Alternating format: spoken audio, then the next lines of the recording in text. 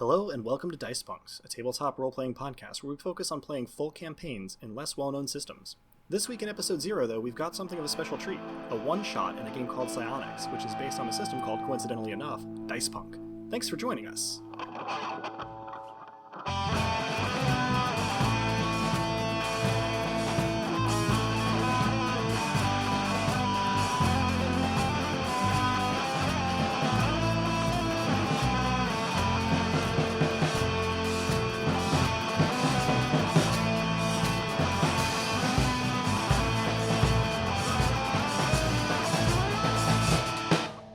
Hello and welcome.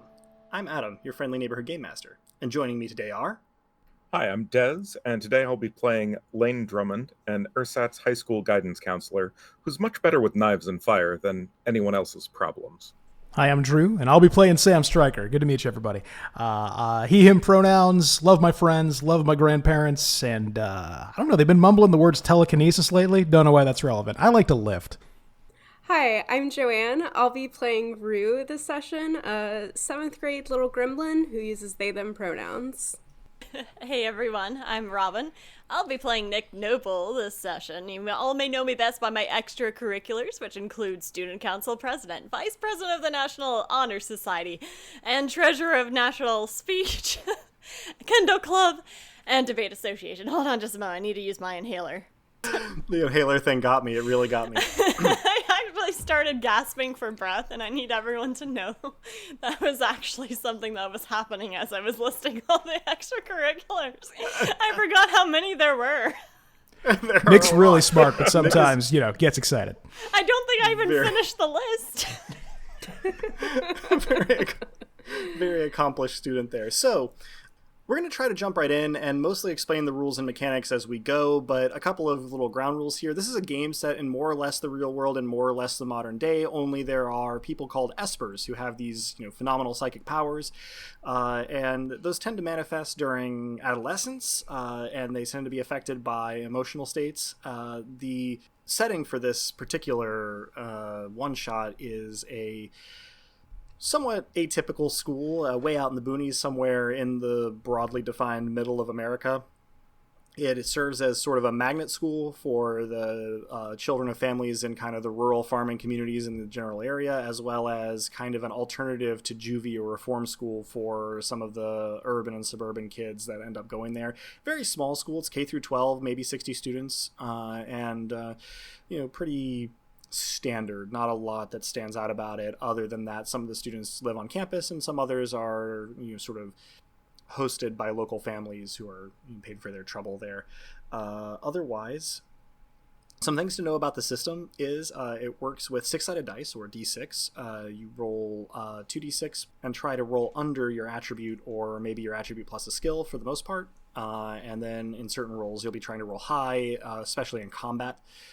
So we're going to see a lot of me prompting characters and players to make these particular kinds of rolls. I'll try to explain what's going on as we get there, but for the moment we're going to try to jump right in. So to set the scene, it is early October at the St. Daniel Academy, and things have settled in from the beginning of the year pretty well. Most of the action here is going to take place where our students are all concentrated, the 7th through 12th grade classroom building. But to give us a little bit of an overview of the general geography here, St. Daniel Academy and its grounds, as I said, host about 60 students in K through 12. There's maybe a dozen teachers, front office workers for both the K through 6 and the 7th through 12th grade buildings. There's a vice principal for each building. There's one guidance counselor who kind of handles all of this stuff, for all of the grades as necessary, although mostly the guidance counselor, for probably pretty understandable reasons, associates with the 7th through 12th grade building more than with the younger students, although, sometime with them as well. And then the principal is Chuck Knockan, and he sort of roams about, to the various places, spends a lot of time interfacing with the students. So the K through 6 classroom building and the 7th through 12th grade classroom building are on either side of like the main entrance and administrative offices. Behind that is the cafeteria, accessible via a breezeway. There's a playground and courtyard kind of surrounding and behind that stuff. And then all the way at the back, there's a gym/auditorium, and the whole property is surrounded by a chain link fence from the roadside all the way back to the front entrance, all the way back to the green space behind the gym. And there's one other building, a small dorm far off to the right if you're looking at it from the road. It's got room for more, but it really only houses about 10 students at any given time these days. There's like no trees, not a lot of landscaping, and the buildings themselves are like handsome enough red brick, but they're mostly kind of older and just reasonably well maintained. So, think of not a New England prep school level of polish and spit shine, but not particularly struggling here either, just kind of real middle of the road school with a slightly unusual or unique scenario. So we begin our sort of day of play, as it were, at the end of third period over here in the 7th through 12th grade building. The two 17-year-olds in our group, that is Samson Stryker and Nick Noble, are in Dr. DeSilva's history class, and the next thing that's going to happen is the 7th through 12th grade students are going to have their sort of middle of the class day break where you can kind of go hang out, get snacks, take a breather before you go in, at the same time that the younger kids are going to be going in for lunch. So you'll be kind of released to the courtyard and cafeteria area, playground, if you want to go compete with 6-year-olds for the monkey bars. But Dr. DeSilva teaches history and social studies. She's kind of a younger teacher, very enthusiastic, and she has quickly become, this is only her second year at the school, but she's quickly become kind of a student favorite. And today she is covering for the juniors and seniors who are in a kind of combined class because of the small student count here. She's covering some Bronze Age collapse stuff, about how Mycenae and the Old Kingdom in Egypt and the Hittites and all that ended up sort of vanishing from the world stage when the bell rings and you are dismissed to break. So I think this is going to be a really good time for us to kind of meet each of our characters. So I'm going to ask each of you in turn to give me just kind of a little sketch of what your characters are doing with their break time leaving the classroom. We'll start with Samson. Well, I'll say that as the bell rings, I'm paying real close attention to Dr. Sill, which I call her. I don't remember if she said that's okay or not. Anyway, my tongue's sticking out of the side of my mouth in a classic figure of paying full attention. I've just written down mice and Ian with 6 question marks after it. Anyway, the bell rings. I go out. I brought a snack. It's homemade. It's a hand pie that my grandfather made. I whip it out. I take a bite and I look around to see if there are any friends kicking around. All right. It probably wouldn't occur to Samson to say this, but you're a pretty big guy in terms of appearance. If you could give us just a quick sketch of what somebody sees when they look at Samson. Oh, sure. Yeah, no problem there. Yeah, if you looked at me, you'd see the pie would look tiny in my hand because I'm 6'3", 250, love to lift, broad shoulders, corn silk hair, blinding blue eyes. The hair is like, I don't know, Henry Rollins short, pretty short. So I cut an impressive figure probably, and that's, I don't mean to brag, but I'm a strong guy. All right. And so, perhaps last out of Dr. DeSilva's classroom would be Nick Noble here. So if you give us a little sketch of what you're doing. Yeah, I'm just going to go up to Dr. DeSilva and let her know what a great job she's doing and how fortunate we are to have her here at St. Daniel's on behalf of the entire student council, and if I can even be so bold, the entire student body.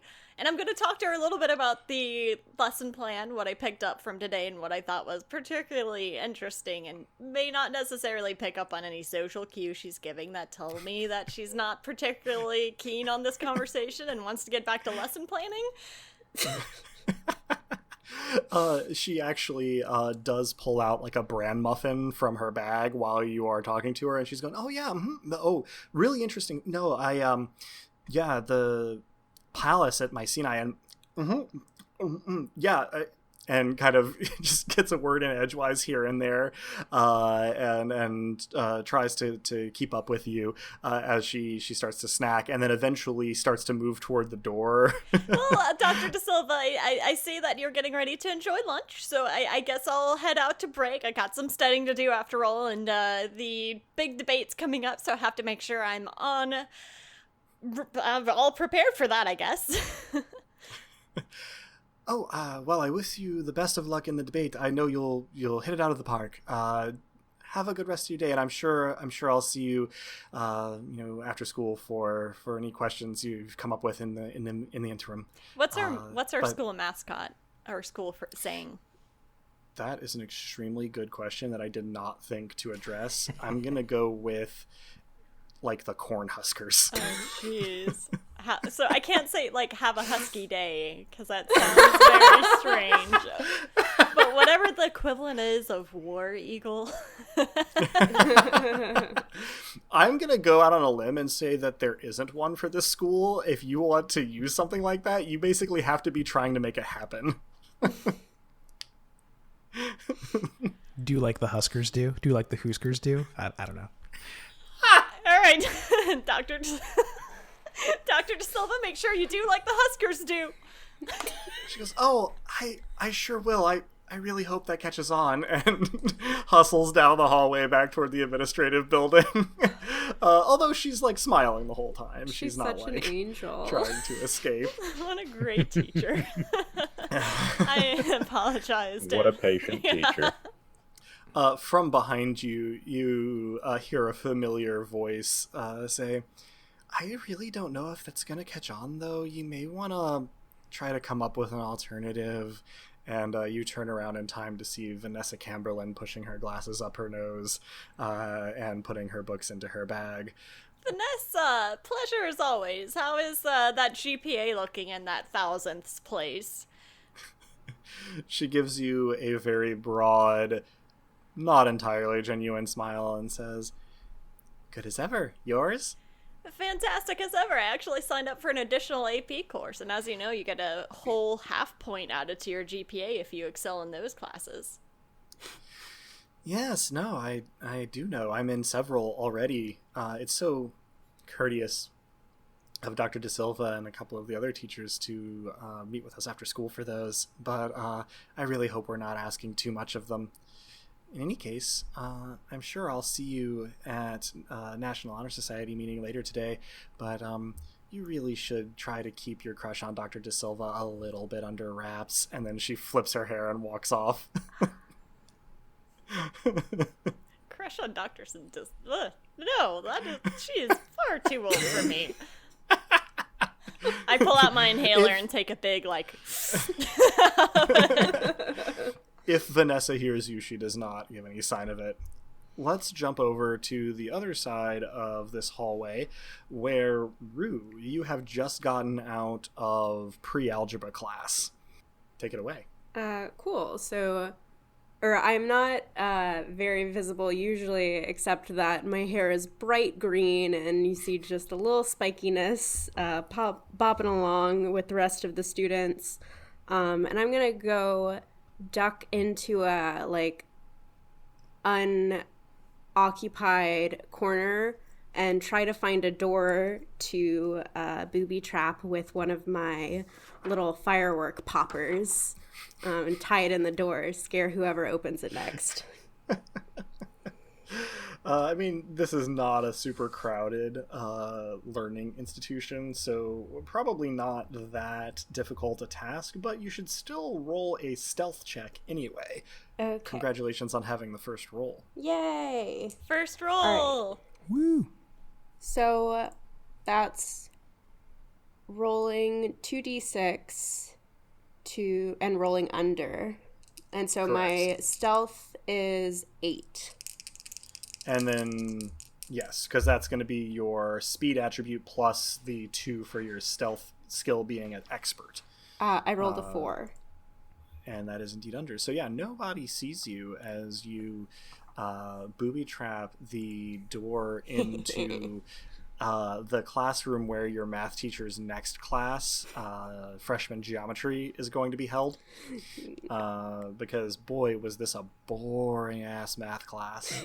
I mean, almost a tautology, but still. All right, I'm going to hang around and see. I want to reap the reward of watching my teacher get spooked. Mr. Brown comes out of the classroom that you just left from, and you are hanging out by the water fountain, sipping occasionally at the stream of water coming up from it, as he shifts all of his books and folders over to his left arm, takes his keys out, and unlocks the door of the classroom. And then when he grasps the handle, he goes to turn it, and pop! He jumps like 2 feet in the air, backwards a full 3 feet. All of his books and papers go everywhere, and he starts swearing loudly in the middle of the hallway until Principal Knockan leans out of the administrative office door and goes, "Everything okay out here?"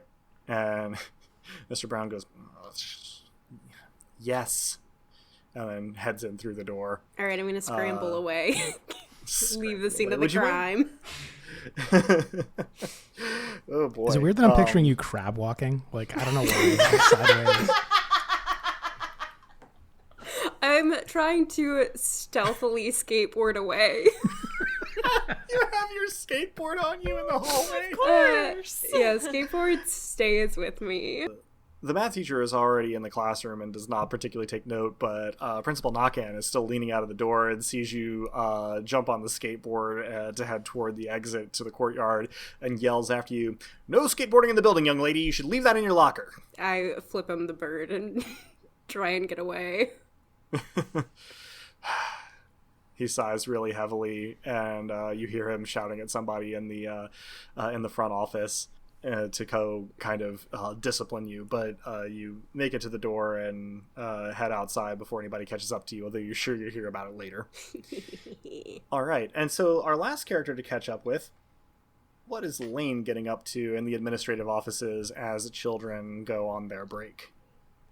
Is there anyone who has an appointment with me, or is this just sort of open time? Let me actually make the decision on the spur of the moment here that you actually have break duty. It is your job to go into the courtyard and watch the kids while they're on break, so that the teachers can go caffeinate.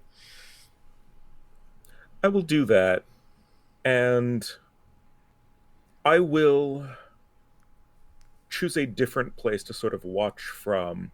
That's not like, it's got a good point of visibility, but it's not something where any of the kids would like look to see me.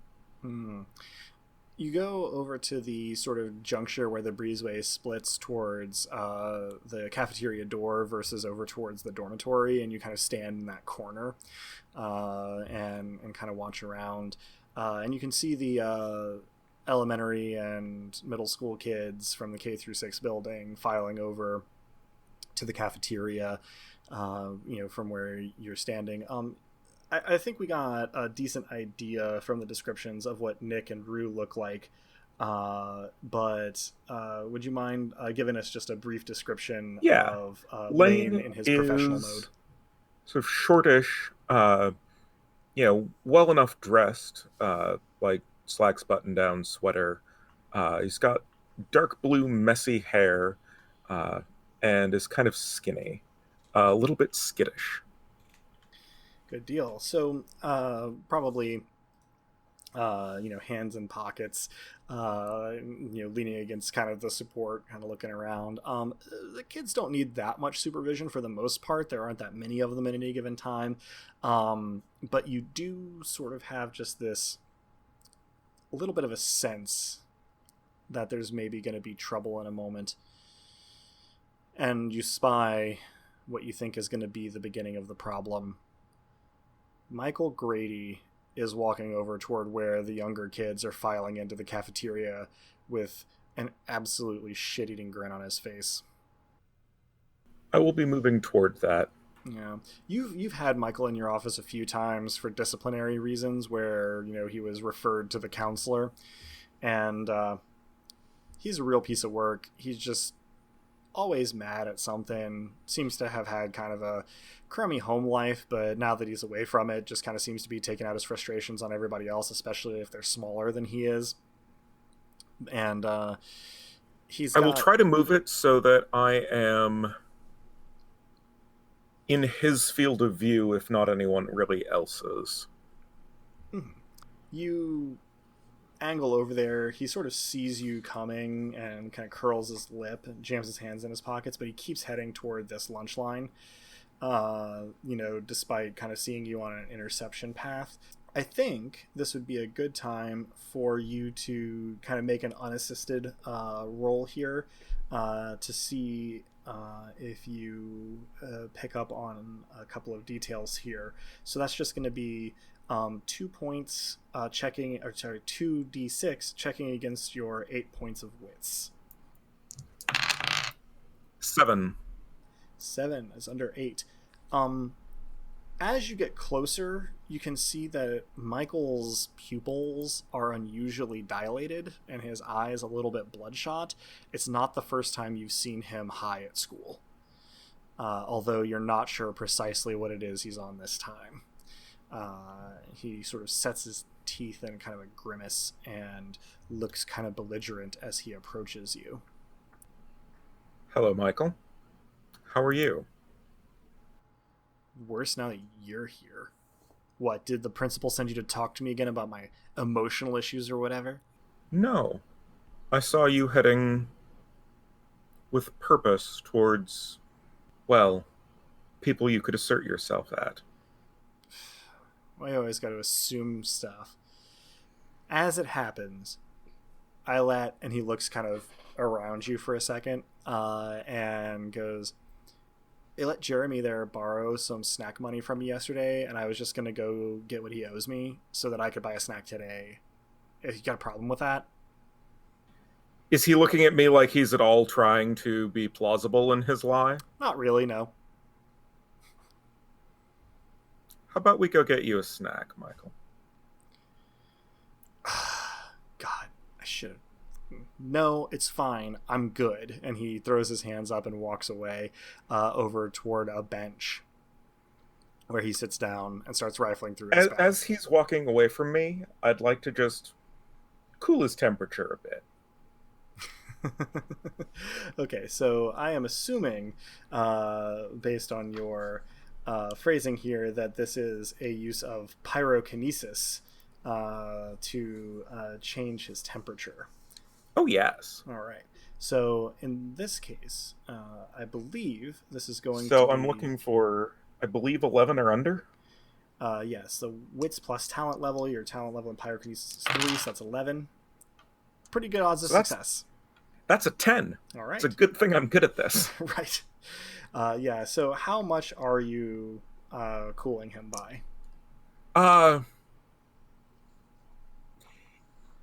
Enough that he probably won't connect it to, like, anything outside. Just, like, dread or something makes him feel cold, maybe. Mm-hmm.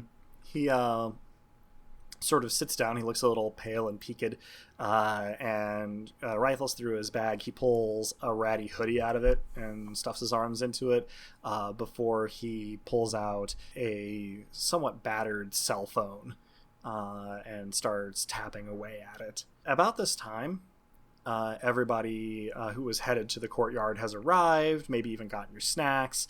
Any of the other players getting up to anything else in particular with their 15 minutes of break time? Sam has been savoring the meat pies, so he's just finished his third one. He's thinking about a fourth. He's got it in his hand. He's staring at it. It's supposed to be for later, but he really wants it right now. Table talk. Is Nick coming to the courtyard, or has Nick got some kind of extracurricular going on? Nick is going to be studying in the courtyard. Okay, so I'm gonna say right as I put the entire fourth pie in my mouth, I see Nick, and I go, Nick. I look around because it's not an uncommon thing for people to call my name. I am the student council president, and I spot Sam and kind of give him a big grin and saunter on over and say, "Hey, Sam, how are you doing?" I'm doing real good. I've been thinking about the mice, though. Like, they weren't the kings, right? They just lived there. Like, it's not like, you know. It takes me a moment to realize what he is saying, and to my credit, my smile doesn't waver in the slightest, and I go, oh yeah, and then I gently correct him and provide, like, some clarification, because this is a teachable moment. It's an opportunity for both of us to grow together. I am genuinely grateful. In fact, I whip out my my notebook. I probably get a little bit of pie grease on it, but that's fine. And I scratch some stuff out, and I'm clearly correcting the record. I say, that makes so much more sense. Thank you. Anytime, Sammy. Can I call you that? Is that all right? That's incredible. No one's ever called me that. I love it. I love it. You're cool, Sammy. You're cool too, Nick. Real cool. Real cool. The coolest. And so smart. How long have you two known each other? I'm going to say we spoke for the first time weeks ago. Not long. Like, this is... I mean, we probably came up together, right? So we've been in the same orbit, but I think we've only been talking this much, which is making Sam real happy for a brief amount of time. This is the first meaningful conversation, I think, for both of us. Yep. And it's very meaningful to Sam. I want to make that clear. So, Rue, you are skateboarding out of the building, having watched your prank go off without a hitch. Most people's attention in the courtyard is drawn to a shouting match that erupts near the entrance to the cafeteria among the elementary and middle schoolers. Somebody has apparently scuffed somebody else's shoe, and it's gotten really dramatic. The sole adult on duty's attention is required, so... Lane, you're kind of pulled away for a moment, to go calm tempers among 7-year-olds over here. I will go do that. And it's pretty routine, just like, all right, apologize for scuffing your shoe. I know it was an accident, but, just all that good stuff with you with little kids. But about halfway through, you hear Michael shout, "What the fuck?" And then there is a concussive blast accompanied with a tremor from a tremor through the ground that actually launches some dust into the air. Well, shit. And everybody kind of whips around to look at Michael at this point. He is floating. His eyes are rolled back in his head, and he is emitting pulses of energy that are drumming up sort of dust and leaves from the ground. And sort of everybody goes scrambling. Teachers and administrators are running out of the building and then running right the hell back in. Everybody in the elementary school line has started to surge toward the cafeteria. Any immediate actions from our players? I'm going to pull the fire alarm. Nick, you start running over to the building to pull the fire alarm nearest the front office. I think, actually... that this is going to be a good time to pull something in here. You have to take a hit from your inhaler when you get there before you could pull the fire alarm. So just keep a tally of the number of hits that you've taken, because we are not sure how many hits in Nick's inhaler we have left. And that's two hits so far already. Yeah. All right, so Nick runs off to the fire alarm. Sam, anything in particular that you do in response to this? Oh, my first thought's going to be going straight to the guy who's in trouble. First aid's going to be my thought. I don't know what to do about floating, but I'm sure I'll figure it out when I get there. So I run directly toward. So you turn toward Michael and start to take a couple of steps. But you see that the bench has been splintered. The supports for the breezeway are bending. And as you watch, one of your classmates, a guy named Jake, sort of tries to go grab Michael and gets flung about the speed of interstate traffic into a wall, leaving a blood spatter and some cracked bricks, and just slumps to the ground near the school building. These pulses are starting to come faster, and you are almost to the edge of where they are kicking up dust. Okay, new plan. I'm going to back off. I'm also gonna. So I mean, there is somebody else who could now use some first aid. yeah, Sam sort of like does a false start towards Michael. Rue, any particular reaction to this? I'm gonna go throw fireworks at him, or like my little popping fireworks at him, because Michael Grady is a shithead and he deserves everything that is happening to him right now. Excellent. So let me see. I don't know that there's a specific skill I would use for throwing poppers. So just I have roll, an explosives. I don't think this really is that. There is a though. throwing Don't weapon. really thing. explode. So I would just say roll against your speed attribute, which is 6. So Okay. 2d6, try to get 6 or under on that. I got a 9, I got a 9. You sort of grab just like a loose handful of sawdust and poppers and hurl them at Michael Grady. They meet an outgoing wall of force and all immediately pop midair. And in fact, some of the sawdust and the grit that's inside of them to make them ignite comes like flying back towards you, like rub it out of your eyes. So with those initial reactions out of the way, the fire alarm is going off. Principal Knockan has I sprinted. assume I'm aware of this. Oh yes, sorry, I forgot that you didn't get a reaction. Please, by all means, any reaction. I've encountered this at least once before, yeah? Not directly, No? but you know what it is. Okay. Do I know how to stop it? Short of tranquilizers, no. Well, shit. Don't think I have any tranks, just some... Water.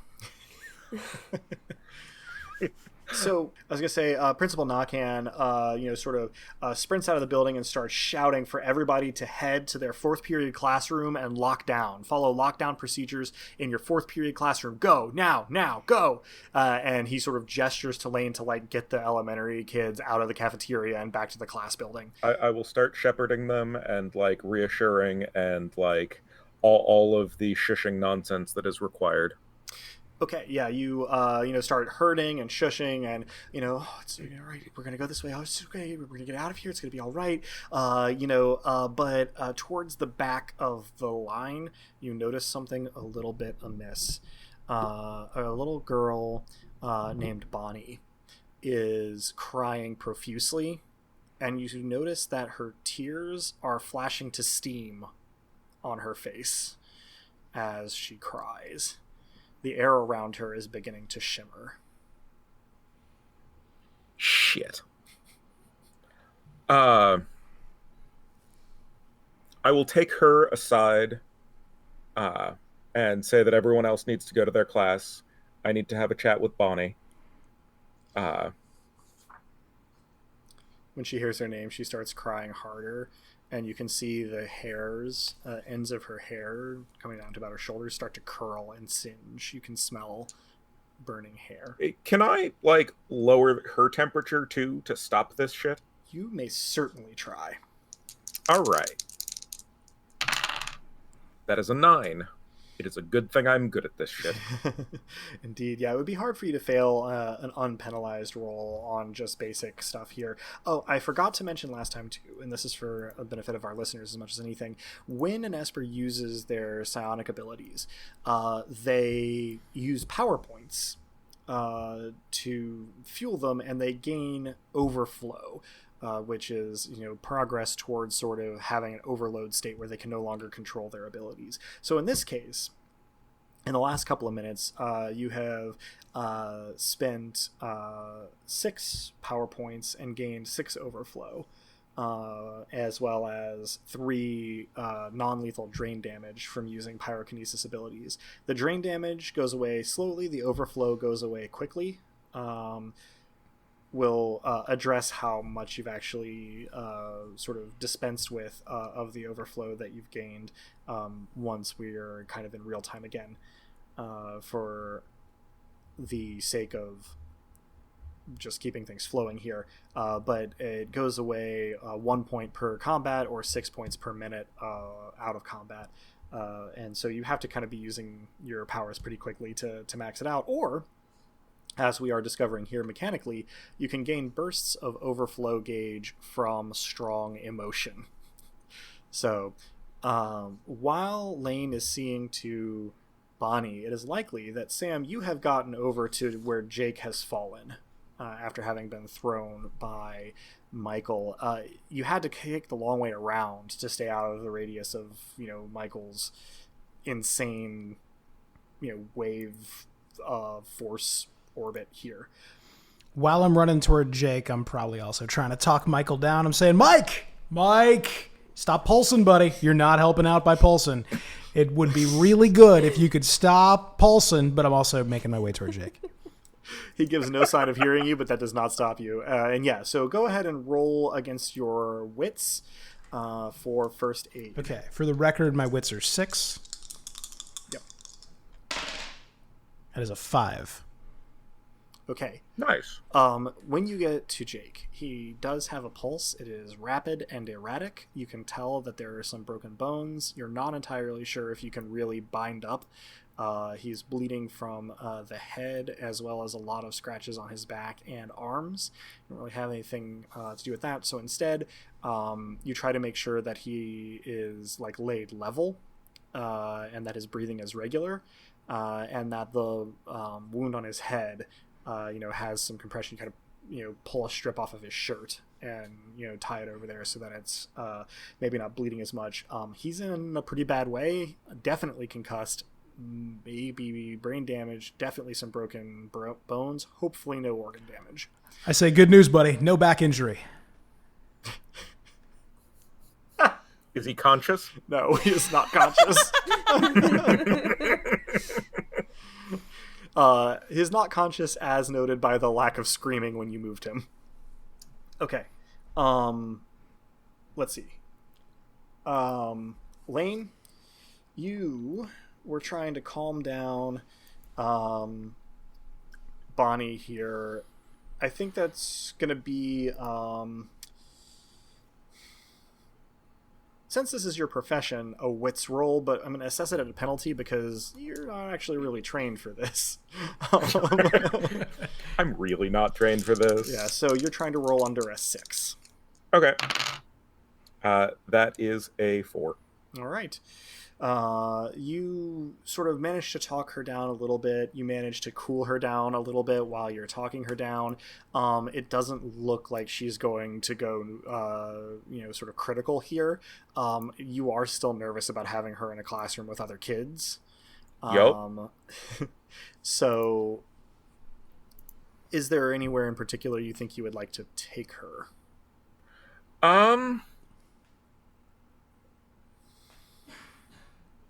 Probably just my office to talk and cool off for a bit. Just abandoning the rest of you. Yeah, you full on pick her up and start across the courtyard on the other side of it towards your office. Kind of, holding her and kind of, telling her it'll be all right. And you're halfway there when you hear another detonation sound from the elementary school. You are starting to see some of the flaws with this academy's design. For fuck's sake. Principal Nakan has gone back into the office in the meantime. Quick, since we haven't heard from you guys in a moment, Nick first and then Rue, anything in particular that you guys are getting up to while the rest of this is going on? Well, as the student council president, I feel like I need to be in the heat of things, so I'm going to rush back out to the courtyard and make sure that there's no one there that needs my assistance while also reciting the 7 virtues of Bushido to myself. Right. What? I don't know you get to those. number...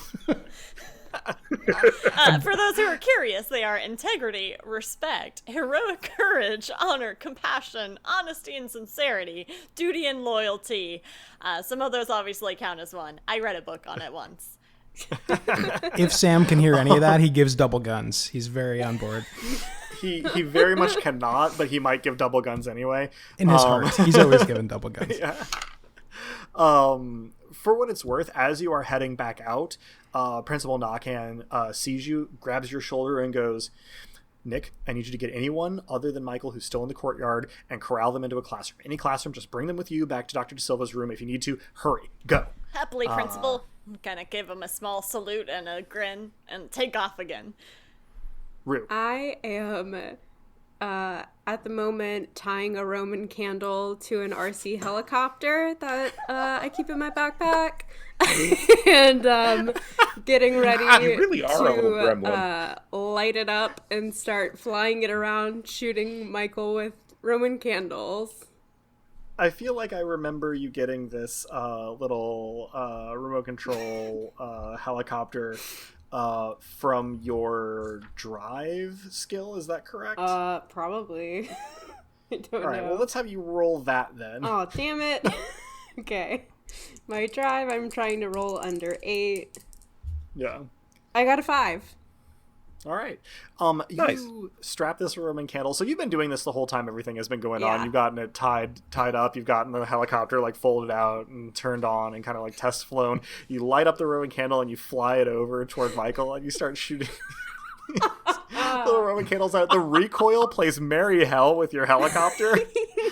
And you fire the first one towards Michael, and it gets knocked away by one of his pulses into just the grass in the courtyard. The second one is already off target because of the recoil from the Roman candle, and it bounces off a window and into the shrubbery. Oop. And they go further and further awry from there. Like, you're piloting the helicopter well, but it's just not built for this. You've just added to the chaos here, but probably you don't mind that much. No, I think this is very fun. And so this is probably about the time that Nick's surveying the courtyard. The only people still in it are Rue, Sam, Jake, and Michael. Order of operations here for you in terms of corralling. So Rue's the one closest to the danger, right? Yes, currently. I'm gonna shout, Sammy, get that kid inside! And probably a classroom as well. Kind of giving You shout out direction. Dr. De Silva's room because that's where you're headed anyway. Okay, so. perfect. And then I'm gonna go, hey kid, to Rue. Yeah? What do you want, nerd? I mean, I think that's a phrase complimenting my intelligence, so thank you, but we gotta get out of here, kid. Yeah, I was going to go whoom, whoom in the background while you're deflecting the nerd insult. Yeah, I yell no gods, no masters as I run away and with you. All right. So Sam, you sort of start carefully trying to move Jake, kind of out of harm's way and into the door on the other end of the hallway here to get back to Dr. De Silva's classroom. From the other end of the hall, you can actually hear more screaming and kind of more loud noises. And right about the time the classroom door closes behind the four of you, you actually hear a very different sound that probably only Sam would definitely recognize as a gunshot. If not a particularly close one. I Yes? go hunting with my dad a lot. And Oh, I did not pull up your character sheet to look, but you would definitely recognize it too. You have that rifle skill. Yeah. I want to say Nick and I look right at each other because we both grok what's going on. Dr. De Silva is corralling everybody into the room and being like, out of sight of the doors and windows, over on this wall, just, sit down, huddle together, please stay calm, we're gonna be okay, I know it's scary, and just kind of like keeping up a patter of these instructions as you go, and you can hear Principal Knockan's voice from down the hall, kind of like shouting instructions at people who are still going. You can also hear doors kind of moving. It's kind of just chaos. And everything is kind of going wild. About this time, you also start to hear a helicopter approaching. An actual helicopter. Yes, an actual helicopter, not just the RC one, which I will say you did kind of collect. You steered it over towards you as you were running and kind of grabbed, and you have it with you. Lane. By this time, you are back in your office with Bonnie. She's kind of calming down. She's crying still, but no longer evaporating the tears as they roll down her cheeks. And you can hear kind of the commotion in the office behind you, and you can hear Principal Knockan as he sticks his head, in through the door and says, Lane, if you got a student in there, they need to go into a lockdown room. I need you with me. Pronto. Okay. I will tell Bonnie that she needs to go into... Is there... Can she just stay in my office? Is that like a safe place? Not really, because she won't be supervised once you're not in there. Fair. I will shuttle her toward one of the rooms that actually will be supervised. She gets put into Mr. Brown's room where he was getting ready to teach geometry, and now just has kind of a random assortment of students, especially from the 7th to 12th grade building in there, all sort of huddling together. You also notice that the door 2 down and across the hall is like rattling on its hinges. As you see her to safety, but Principal Knockan is already back kind of in the middle of the hallway gesturing you, come on. I'm with him. Yeah. When you get to him, he's striding briskly back toward the office. He goes, all right, look, I have called in some help. I'm sure you're confused. It's okay. There's going to be time to explain later. But what I desperately need you to do is I need you to head to the dorms and make sure that anybody who is in the dorms stays there. I need you to, on your way, stop in the office, call 911, and just tell them that this is St. Daniel Academy. We have a code 2. That's all they'll need to hear. Once you're done with that, head to the dorms. Capiche? Understood. All right. And he tears off. You're not entirely sure where. It looks like he's just heading to the courtyard. But, kind of through a different entrance a little bit away from Michael Grady. Okay, so you've just been instructed, Lane, to go call 911, tell them there's been a code 2 at St. Daniel Academy, and Principal Knockan has dashed off back toward the other side of the courtyard from where Michael is currently combusting, kinda? Cavitating? Sure. So, you also have standing instructions, as it happens, from other sources about what to do in a situation like this that also involve the phone. Yep. I go execute those. Yeah, so you head to the office. I guess the important part is, are you calling in the 911 code as well, or are you just calling your... My instructions don't address that, do they? They do not. They were minimal. Given that I know what's happening, I am not calling the cops. All right.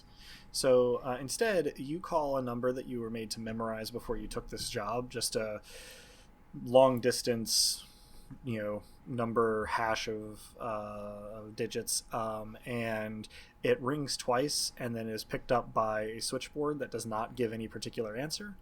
You give the code phrase, hell has unfrozen. And then hang up as instructed. And then your instructions are going to send you over to the dorm shortly.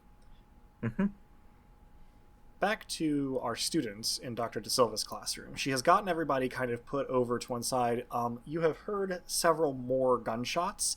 You can also hear screaming from elsewhere in the school, and the sort of tremors through the ground have not ceased. But there seems to be maybe more than one source of them now. I raise my hand and go, quietly whisper, Dr. De Silva. She does not hear you, but she does eventually see your hand and goes, what is it, Nick?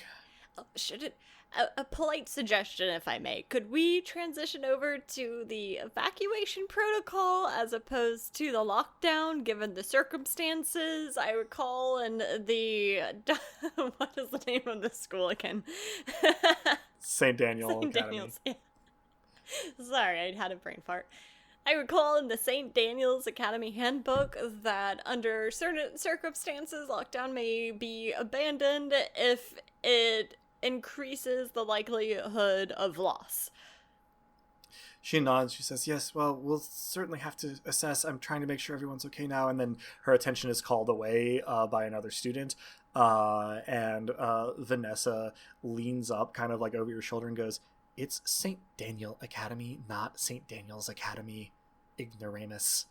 And then leans back and crosses her arms and glares at you. Rue looks at her and says, wow, an even bigger nerd. She gives you this look. Yes, Vanessa is very intelligent, and I'm always grateful to have her around to keep me accountable. She looks smug. Sam?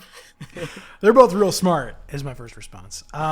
So my in-world question, how big is Dr. Sill's desk? Is it a better place to lay Jake out than the floor would be?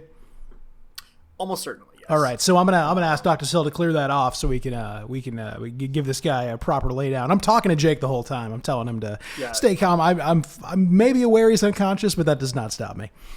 She is like handling like students that aren't hers and like aren't in this building normally, and like trying to take account and like let the administration know who she has, and she literally just goes, "Yeah, sweep it all onto the floor. It's fine." Yeah, I go and sweep it onto the floor like a cat. I also assist and kind of look at Sam and go, Sammy, just so you know, I'm trained in some first aid thanks to my Boy Scout history. You are so good at so much. You always impress me. All right. I haven't said what kind of bag I have, but I have meat pies with me. So presumably I have I'm going to say I have a dorky little backpack that looks really small on my giant body. So I prop that under Jake's head. You managed to rest his head not on the small grease stain from the meat pies. And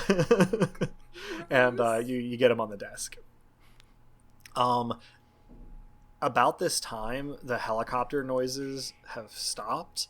And you know, in addition to a couple more of those longer distance gunshots, you hear the front doors being burst open. And the vibrations from outside in the courtyard where Michael was cease. Dr. De Silva looks around. She has her head count. She's like tapping on her phone. She goes, "All right, Nick, Vanessa, Sam, you take care of Jake. The two of you, I need you to help me. Nick, I think you're right. I think we probably need to evacuate. If we can get these windows open or break them safely, we can go out that way. But if not, we're going to have to go out the end of the hall and probably head around to the gymnasium. I think it's pretty far away from things. We're not really supposed to be doing this, but it seems like the situation's changed, and I don't even know. Well, I don't know if we're going to get more word from Principal Nakan. So I think we need to head out and around. See if we have clear lines. Don't expose yourself to danger. But I'm going to be trying to keep everybody calm and in order. I'm going to check the hallway. So please, be careful and shout out if you need me." And she heads towards the classroom door. I am going to pull the baseball bat out of the backpack that is fully half the size of my body and walk over to smash a window. Yeah, good idea, kid. What was your name again? It's Rue. Rue, cool name. Just cover your eyes and make sure that you. Oh, there's Don't worry, nothing in the I've protocol done book this about before. Amazing. All right, so this is just a straight strength check, so you're rolling 4 or under. Okay. Oh, Jesus. I rolled a 9.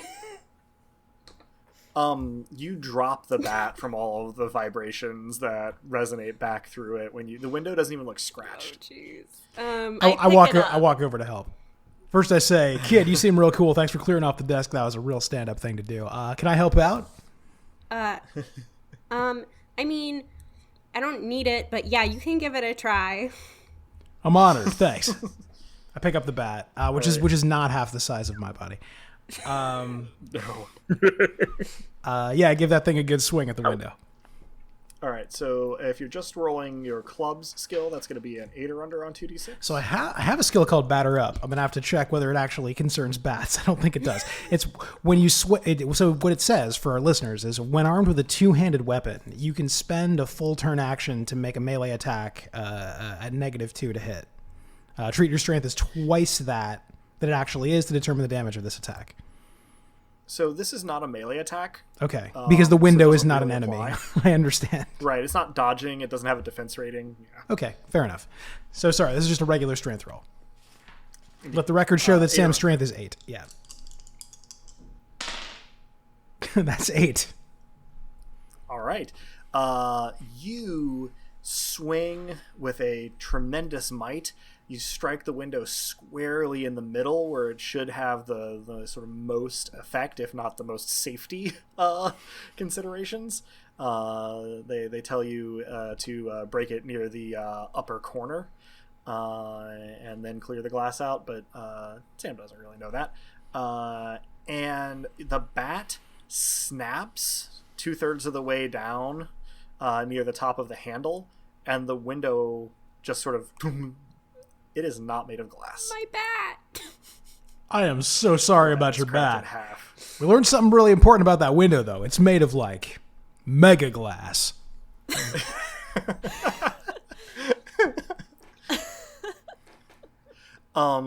At this point, you are all of your attention is drawn away from the window because Dr. De Silva has sort of like leaned out carefully, like around the door, and you hear from pretty close by 2 loud cracks of gunfire. And she comes staggering back into the room with like kind of blood all over her face. And her glasses missing. And she pulls the door closed behind her as she kind of stumbles in. All right, everyone, we need to stack furniture against this door right now. Gotcha. That sounds like a job for Sam. Sam has got a desk in each hand before. Yeah. Who starts just like pushing chairs. Yeah, the rest of the students in the class are also kind of helping. Vanessa has taken it upon herself to direct rather than to move furniture with her own 2 hands. Can I tend to Dr. De Silva and make sure she doesn't need any immediate first aid? You sure can. So there is, at first it looks really bad. There is a lot of blood on her face. So roll first aid for me, which is going to be 8 or under for you. Yes. I got 6 and a 2 and 8. That is, right. I would like to say that is exactly what I got when I just got an 8. So Wow. So you look real quick, and you are sort of immediately what's the word I'm looking for? A little bit like dazed here. She has 2 separate bullet wounds on her face. Both of them graze just under her eye on her cheek, one here and one kind of just below it, and take a little bit of skin off of her nose. Neither of them were direct enough hits. It would seem that they basically took her glasses with them and did very little damage otherwise. Like, I'm sure it hurts, but she's maybe going to have some scars and is otherwise pretty okay for having been shot twice. So you start kind of putting pressure on it, and she, is like, the window, is it open? We need to get out of here in the hallway.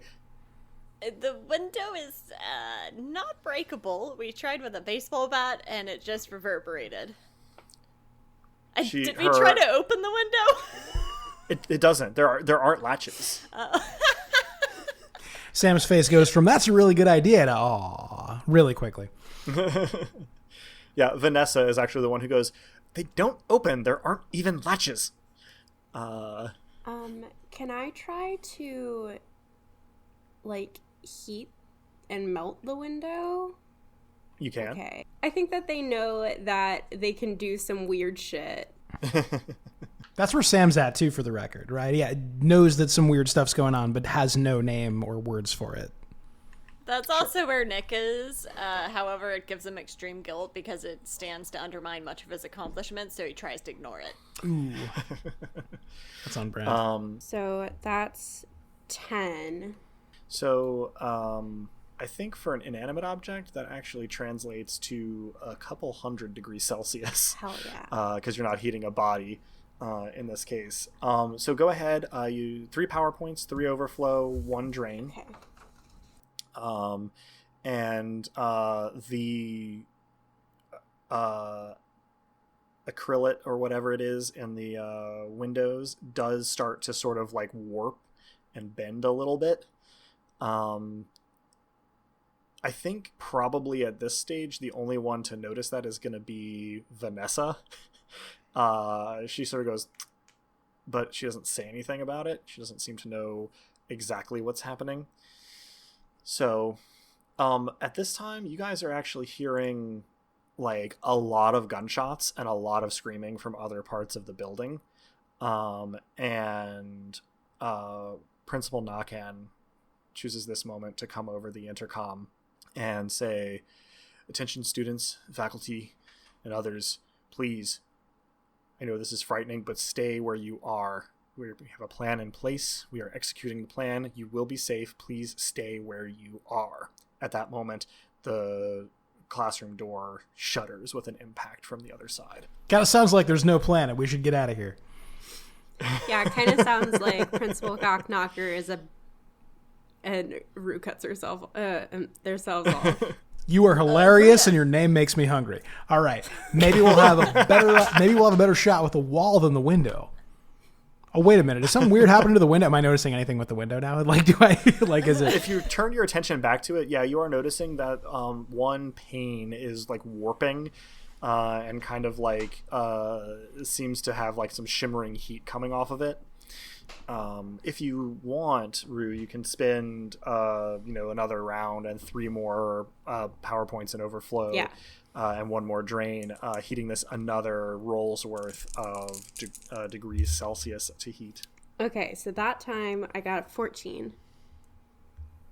Okay, so at this time there's a spot in the upper corner of it that goes just kind of like curls black and then starts to melt, and the whole thing starts to kind of like give, and it pops out of its frame as it warps too much. And at this point, I'm guessing that Sam's move is going to be basically just like shove it, now that it's kind of free of its frame. Yeah, that's the plan. I'm going to not touch it, though. I'm going to use, in the rule book, it's called TK push. Sam would not know that. He would think of it as lifting it without touching it because it's a hot thing. Right. So in your case, your telekinesis skill is 3, so that's going to be 3 power points, 3 overflow, 1 drain. And as this thing starts to come free of its sort of mounting in the window, it seems to just get like punched, from the inside. It flies out across the courtyard that it faces into, and slams into the side of the cafeteria some 200 feet away, and just stays there, having embedded itself slightly in the crumbling brick. You can see now, like as you start ushering people out of the window, and Dr. De Silva is like, dabbing blood off of her face and like squinting at things. She's like, "All right, everyone, please, out of the window, one at a time. Help anybody who's having trouble. We're gonna head for," and she looks out of the window and sort of squints and leans to Rue and goes, "Is that smoke coming from the gym?" There is smoke coming from the gym. Yeah. Oh, shit. Wait, no, shit. Dr. Silva. Yeah, shit. Yes. I agree with the sentiments here, but I think the next stop after the gym is the bus yard. She looks around and she sees something, actually, because you're right by the window. She sort of sees something. She goes, "I think we're going to have to go to the dorm instead. The bus yard seems like it's not safe at the moment." As people are sort of hustling out the window, she kind of, "Everybody look straight ahead, proceed to the sidewalk, and then as quickly across the courtyard as you can towards the dormitory. Eyes in the front, down even. Oh God." And as you guys come up to the window, you can see Michael is laid out in the courtyard. His chest is riddled with bullet holes. He's bleeding from the eyes, ears, mouth, and nose. He is very dead. So, you guys trooping out of the window, heading over to the dorm. sorry to abandon Lane for this classroom escape thing, but That's okay. It was important. you are most of the way to the dormitory, having made your call when the pandemonium really breaks out in the classroom building. But it is maybe unsurprising, as you have just seen a black military helicopter land in the sort of front circle of the school's sort of drive up and start disgorging probably a dozen men in armed men in tactical gear. And No problems here. they've started rushing into the administrative building. Seems like that's not going to be a safe place for much longer.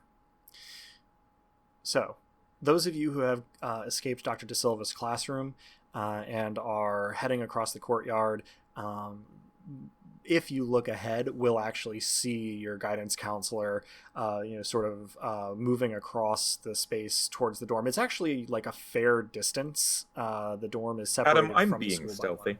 You're being stealthy? They may or may not see me. Okay, that's possible. There's also not a ton of cover, but go ahead and roll, and we'll just see. I'm having so much joy picturing you sneak in like flat, open ground. Yeah, it's mostly just grass with some sidewalk. Blue hair, professor's clothes, but I rolled a 5 out of 11. Tiptoe. Okay, so you are sort of like this version of stealth is not like full concealment. It's more like taking not the direct path and kind of staying out of likely sight lines and moving And aggressive nonchalance. Yeah, quickly, but not with a lot of like additional movement. That said, it is still possible that if anybody does look at you, they'll see you moving over that way. And right about like you're probably like 50 feet from the front door of the dorm when a cadre of about 5 of these armed men burst out of the front door of the dorm, weapons at the ready, and almost simultaneously the door out of the administration building into the courtyard, back where you came from, but fairly close to where our students are moving with their teacher and classmates, bursts open, and another 3 of these armed guards come out, weapons at the ready. Any immediate reactions to seeing this? Are they looking at me, or are they like sweeping? So the 5 who have just emerged in front of you, 2 on either side are sort of like, surveying the area. The one in the middle has like readied his weapon in your direction, but has not yet done anything else, apparently waiting for confirmation. I will raise my arms. Mm-hmm. Reactions from the other side of the open space here, where 3 armed guards have just similarly burst out, weapons at the ready. What are they looking at us? The 2 on either side are scanning the area. The one in the middle has readied his weapon in the direction of your group. I haven't actually said this, but I obviously took Jake with me when we left the classroom. So is there a safe place to put him down? Reasonably. I mean, the ground, the sidewalk, a bench. Yeah, if there's a bench, I'm gonna take a moment and put Jake down. Okay. Yeah, you set Jake down on the bench. Okay, so Lane, hands up. Sam sets Jake down. Nick, Rue, anything in particular? I'm gonna pull a Molotov cocktail out of I'm gonna pull the stuff for a Molotov cocktail out of my bag and start making it. I don't know what she's doing. Small child with death wish. But I see her digging through her bag and know that's not a good thing to do in this situation, and quickly step in front of them and raise my hands. Yeah. I keep saying she, and I apologize. I don't think Nick knows in character yet your preferred pronouns. These armed guards finish their little sweep and immediately train their weapons, sort of bullpup rifles, on your group. Dr. De Silva is, sort of hands up and says, "I'm just taking the children to safety. We're not a threat, and please, if you could tell us what's going on." And everybody takes kind of some action, whether hiding behind somebody else or like hands up or like cringing, right? Something or other. And the lead guy coming out of the classroom building sort of listens on his earphone. It wouldn't necessarily be obvious to you, Lane, but it is at the same moment that the middle guy of year 5 sort of hand to his ear, and one nod, and then a hand gesture of sort of pointing up with 2 fingers and then forward with 2 fingers, and the 3 guards and the 5 guards all open fire. On us? This would be a good time for initiative. Okay. That's not acceptable.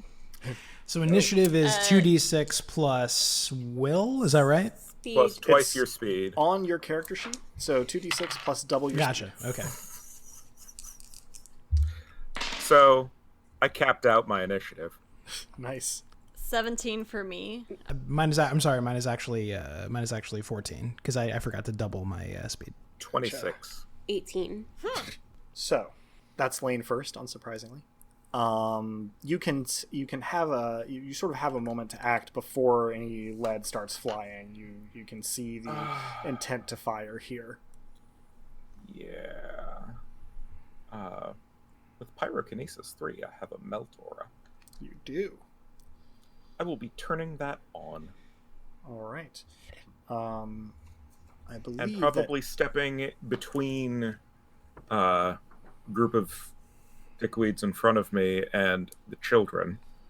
Yeah, they are the children are fair ways away from you. You are kind of the only person in immediate danger from them. Oh, then I will angle bullets away from the children.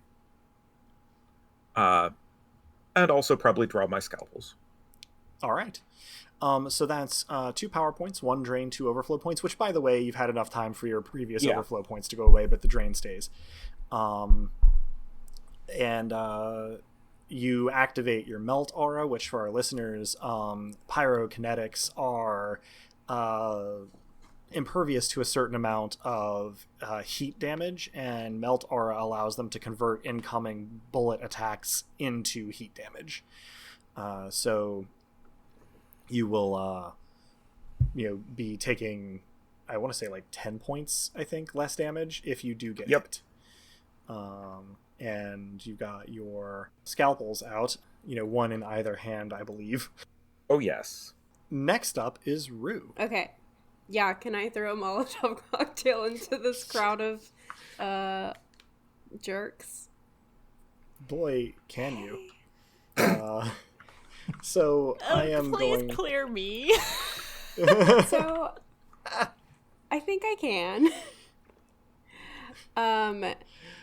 Let me see. I have written down that it does 4d6 damage. Yeah, and I think it's going to be as simple as an explosives attack roll, but I am trying to look that up just to make sure. Targets within 1 yard of ground zero take full damage. Targets 2 yards away take only 2d6, and targets 3 yards away take only 1d6. So from where I throw it, anybody further than 3 yards are unaffected.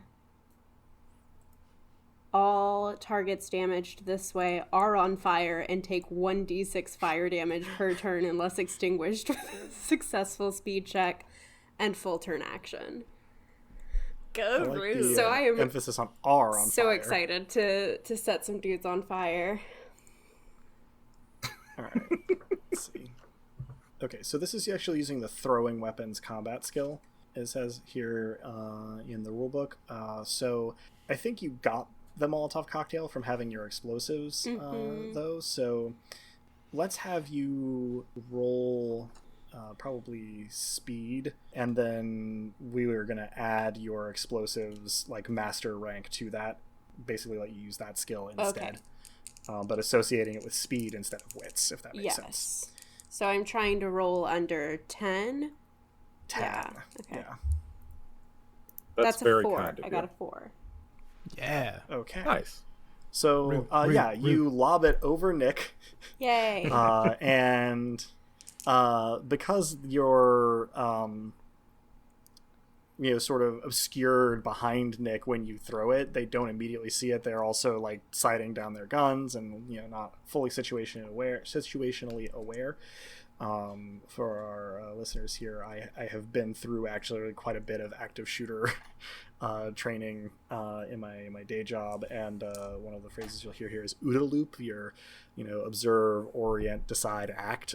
They are kind of experiencing some tunnel vision here, and they do not see the Molotov cocktail flickering and arcing towards them. So you get to roll 4d6 damage on these poor hapless bastards. Listen to those beautiful dice. Oh my god. Okay, well, I rolled pretty poorly, but that is still a 12.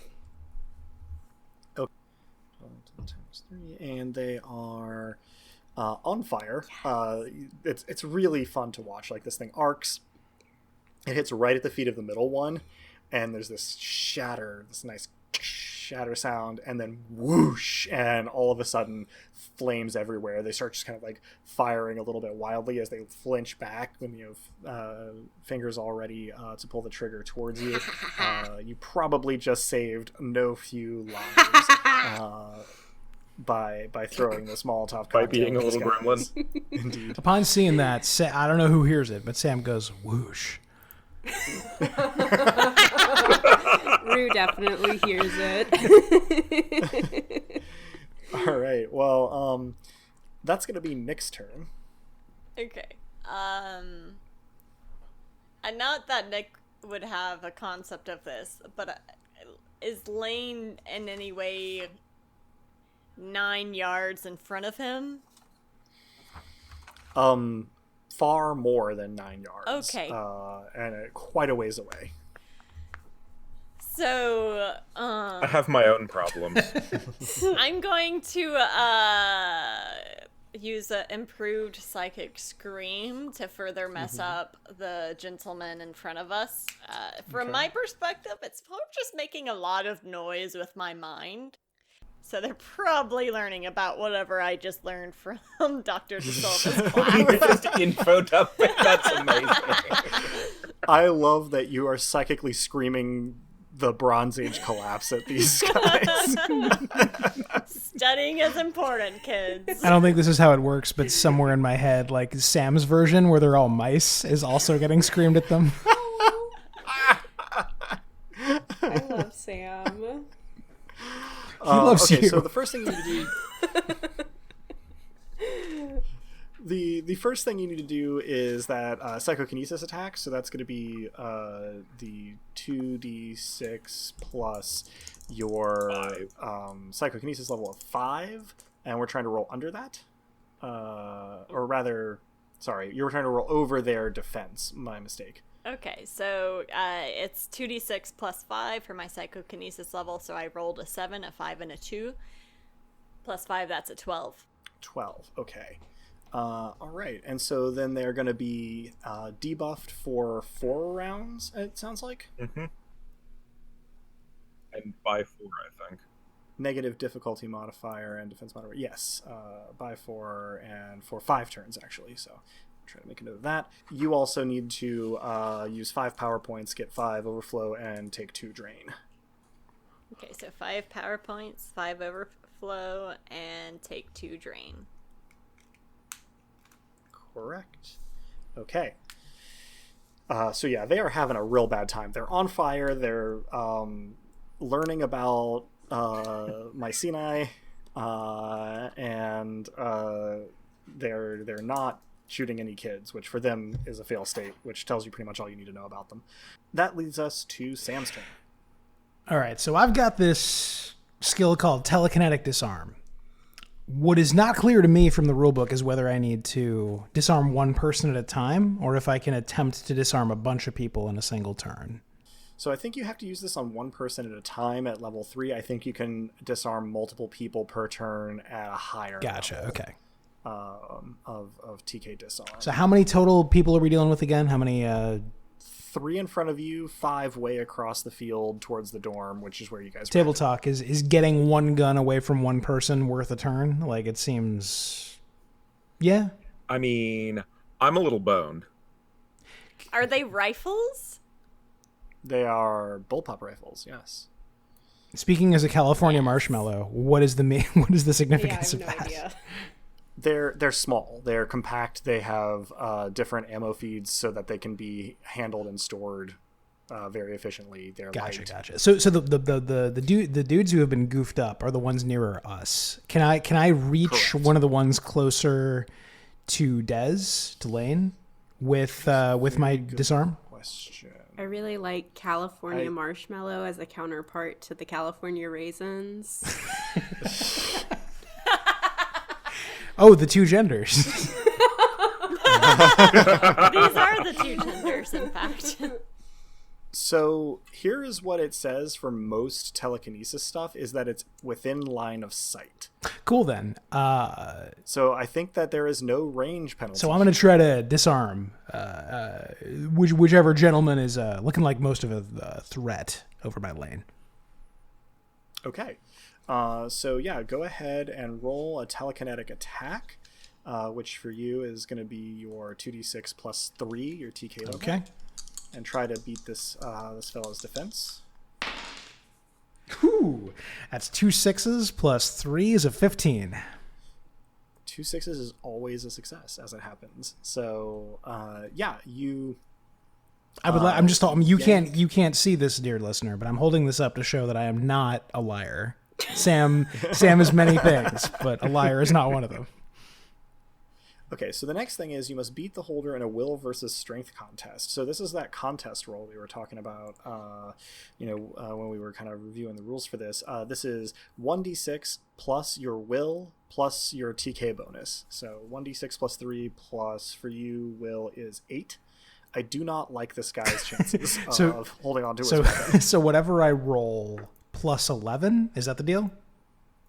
Okay. I believe so. I rolled a 5. So 16. All right. Yeah, as it happens, that does the trick. This guy has this, sort of stubby, like burst fire tactical rifle pointed at your guidance counselor from across this field.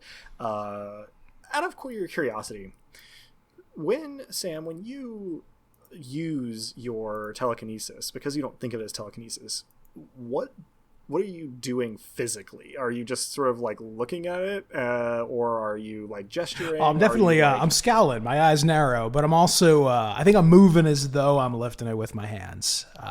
So in the case of hefting a rifle, I'm sort of I got my arms, I got my palms up out in front of me, and I'm like sort of hefting it up in front of me. Gotcha. Your success here, and just the law of being entertaining, is pushing me toward these guys have like sling, like they go around one arm and their neck, like to sort of like let them drop the rifle if they need to and have it still be handy. So you yank this thing as though it was in your hands, and it kind of comes rapidly towards you. And the guy comes with it, pulled off of his feet, just like being dragged across the ground until the strap finally comes off of his arm about 15 feet from where he was standing, and the gun kind of doesn't come straight to you, but it comes flying in your general direction in kind of a high arc, well after your TK has stopped gripping. For the record, Sam has no idea he didn't do this with his arms. Right. Of course. And really, if you want to get technical about it, he did do this. That's true. Like That's gesture, true. Of yanking with his Show arms. me the lie. So, yeah. His arms were involved. It is true. Okay. Now it is the soldier's turn. So I'm going to roll the d6 of burning damage for the ones by you guys. Go Rue. It's very, very good. That Rue laugh is my new notification sound. Yes. So yeah, they're like trying to like pat at themselves and shouting about like, shut up, oh my god, shut up, while they try to like stop, drop, and roll and get themselves like not burning anymore. They don't have an action. The two guys closest to the one who got pulled off of his feet are actually like trying to go retrieve him. They seem to be a little startled here. The Are other there two attacks of opportunity in this system? there are not. Damn. Unless I decide to fudge it. But in this case, you've still got two guns trained on you. And the guy on the right, yells to the guy on the left, "Drop him! I'm going after the ones over there," and starts taking off past you, and the other guy opens fire. So, your defense is... I've got this. 11. He is going to roll and try to beat that.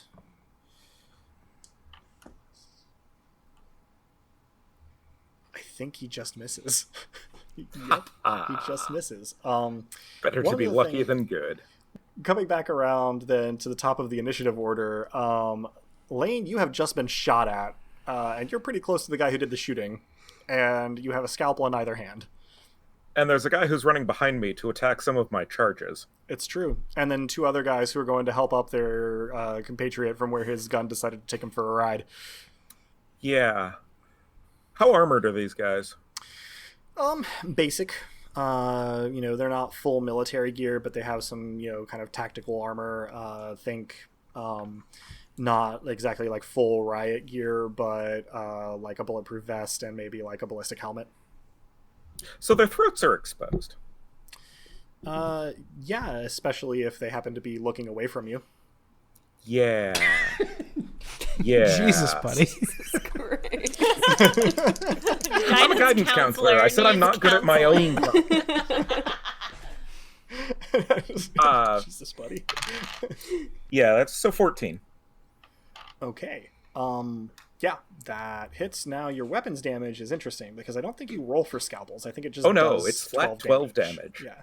So scalpels are a special case.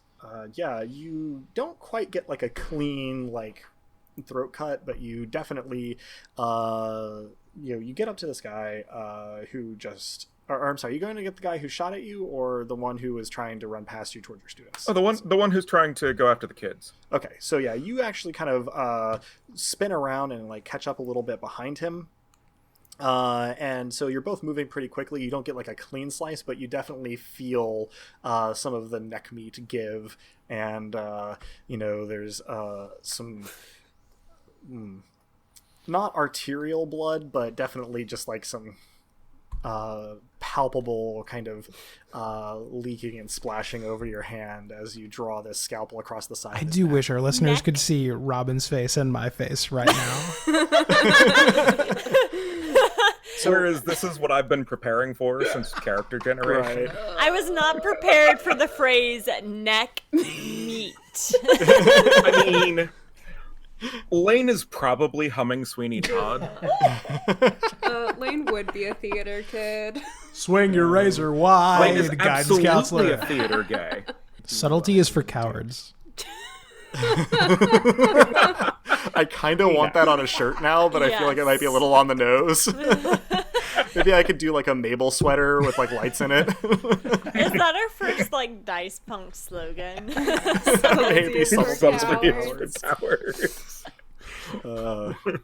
Indeed. I try not to be lurid for lurid's sake, but I do try to sell the weight of the action, so Hence neck Yeah, meat. neck meat. hence neck meat. Hence, neck meat's another We shirt are still in for combat, sure. though. We are still in combat. Fair point. So it is Rue's turn. Okay, I got another Molotov cocktail, so I think I know what I'm doing with it.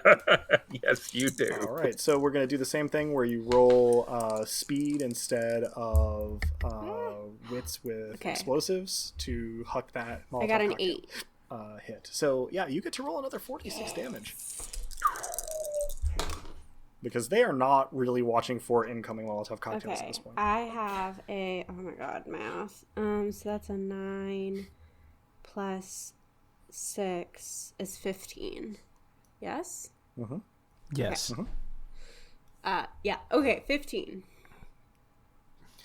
I'm sorry. I should have said. I should have stayed in character and said I have absolutely no idea. I love this himbo. So do we all. By the time you can see them again through the flames and through the smoke, they're all sprawled on the ground in the middle of this burning patch of sidewalk and grass, their clothes and armor on fire, and in fact, their ammunition in their weapons starting to discharge from the heat. Oops. GTFO, kids. Yeah, Maybe come help me. this whole time, right, the three of you have been, engaging with this threat, and everybody else has been, in one way or another, sort of like panicking or cowering, and it sort of takes them a moment to figure out that, like, everything is, like, no longer immediately dangerous, although they are rather horrified by the, burning unconscious people in front of them.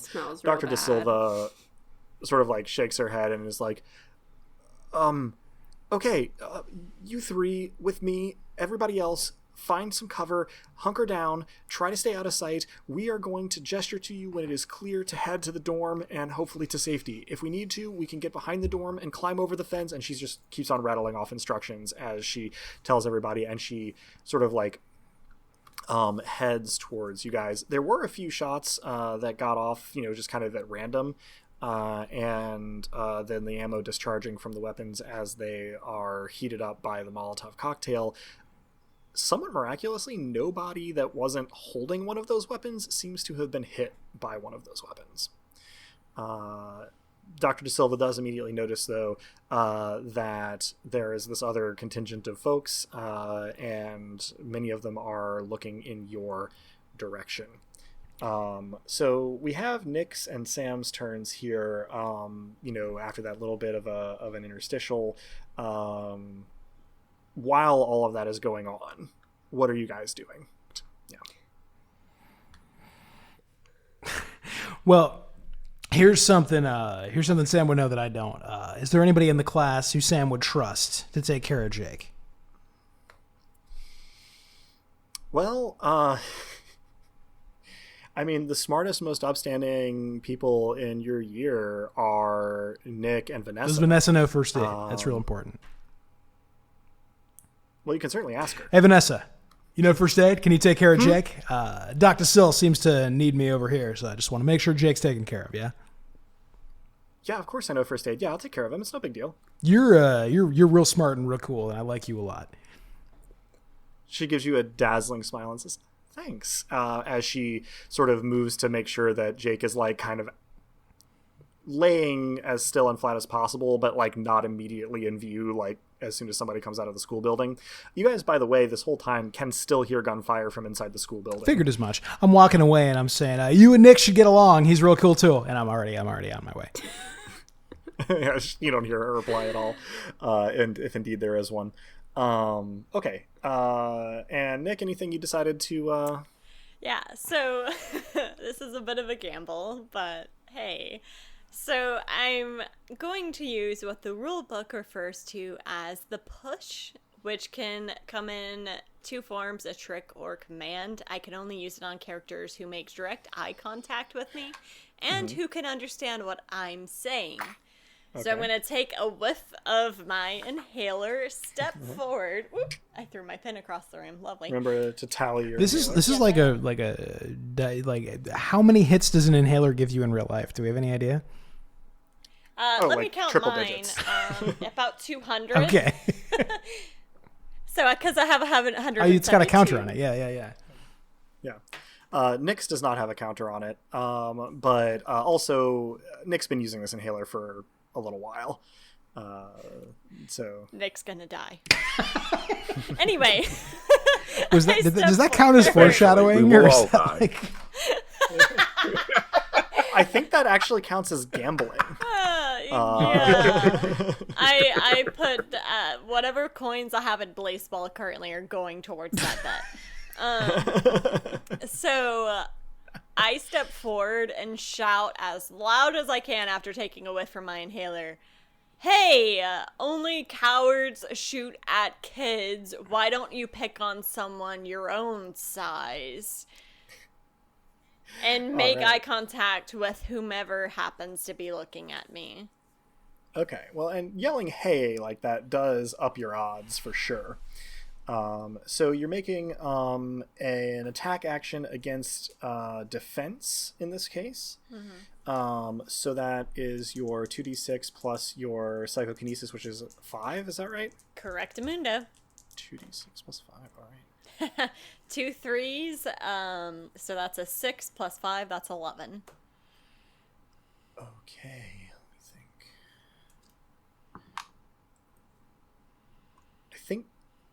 I think ties go to the defender, so I don't think it works. As fun and dramatic as that would have been, if you would like to start coughing at the end of your shout to set the mood, there you go. I take another whiff out of my inhaler. So the push itself doesn't seem to work, but you did get at least the ones closest to you's attention, and the guy who got pulled off his feet and is now gunless is shaking his head and brushing himself off and pointing in your direction kind of emphatically, and the two who helped him up have leveled weapons and started to sort of like tactical run across the field in your direction. It is their turn, so a couple of rolls here. They do actually start sort of opening fire as they run, but it is clearly more like suppressing fire. It is not really like closely aimed, just a couple of bursts apiece. So weirdly enough, even though everybody presumably sort of like reacts or like tries to, make sure that they present the smallest profile, nobody takes a hit. Nobody seems to even really get particularly close to getting hit. But the one that Lane knifed in the neck and the one that was shooting at him are both pretty cross. Fortunately for you, you're close enough to the guy's buddy that he's not shooting at you, but he is running up to approach you. So your defense is 11? Correct. Let's see.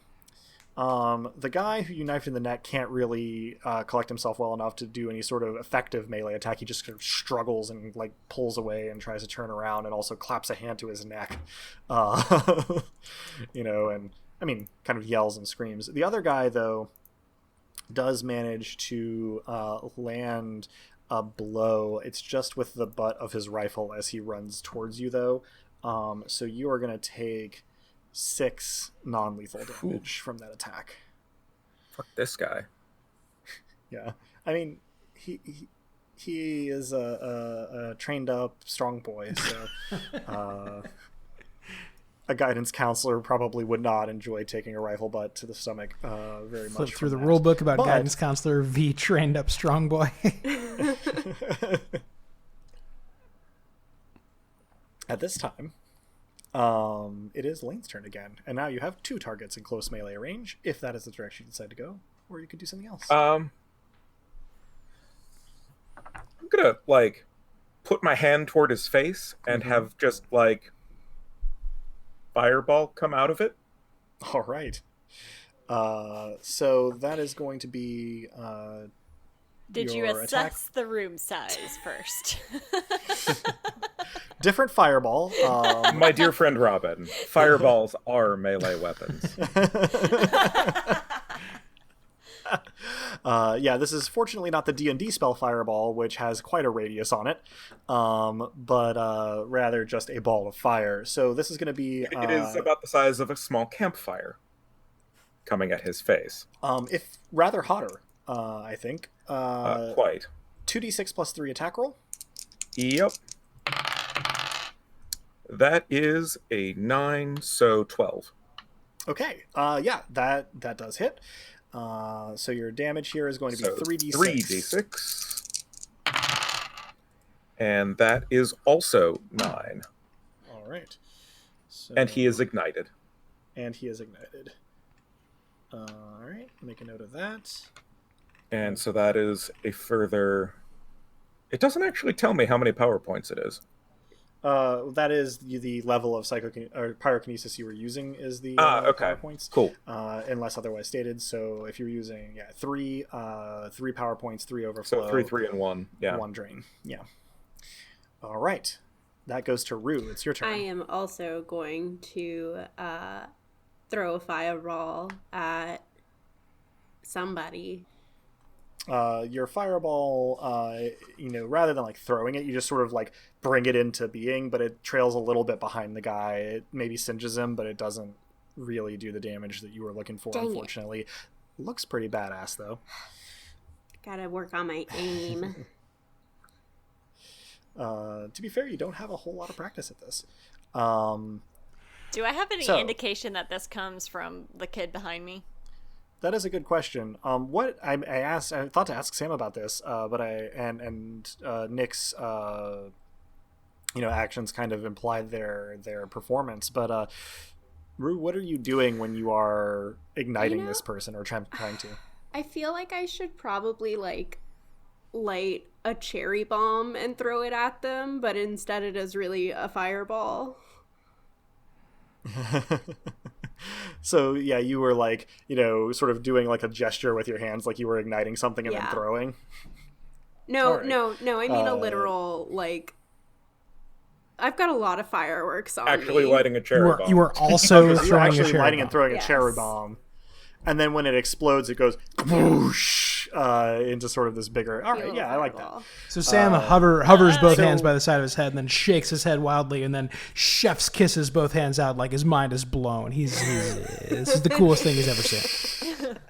Kid, I would usually advise against the use of fireworks as your reminder, but keep it up. Thank you.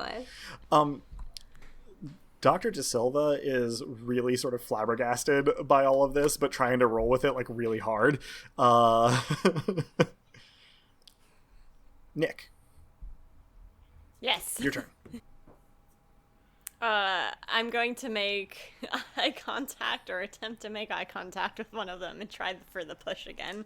All right, and this time I'm going to shout, this is your last warning. As student council president, I strongly discourage the course of action that you're on. I second the motion. Why don't you hold each other accountable? Oh, nerd. I'm not on council, but I second the motion. Oh, good. This time I got 7 + 5. That's a 12. Okay. The nearest soldier, armed man to you immediately comes to a halt.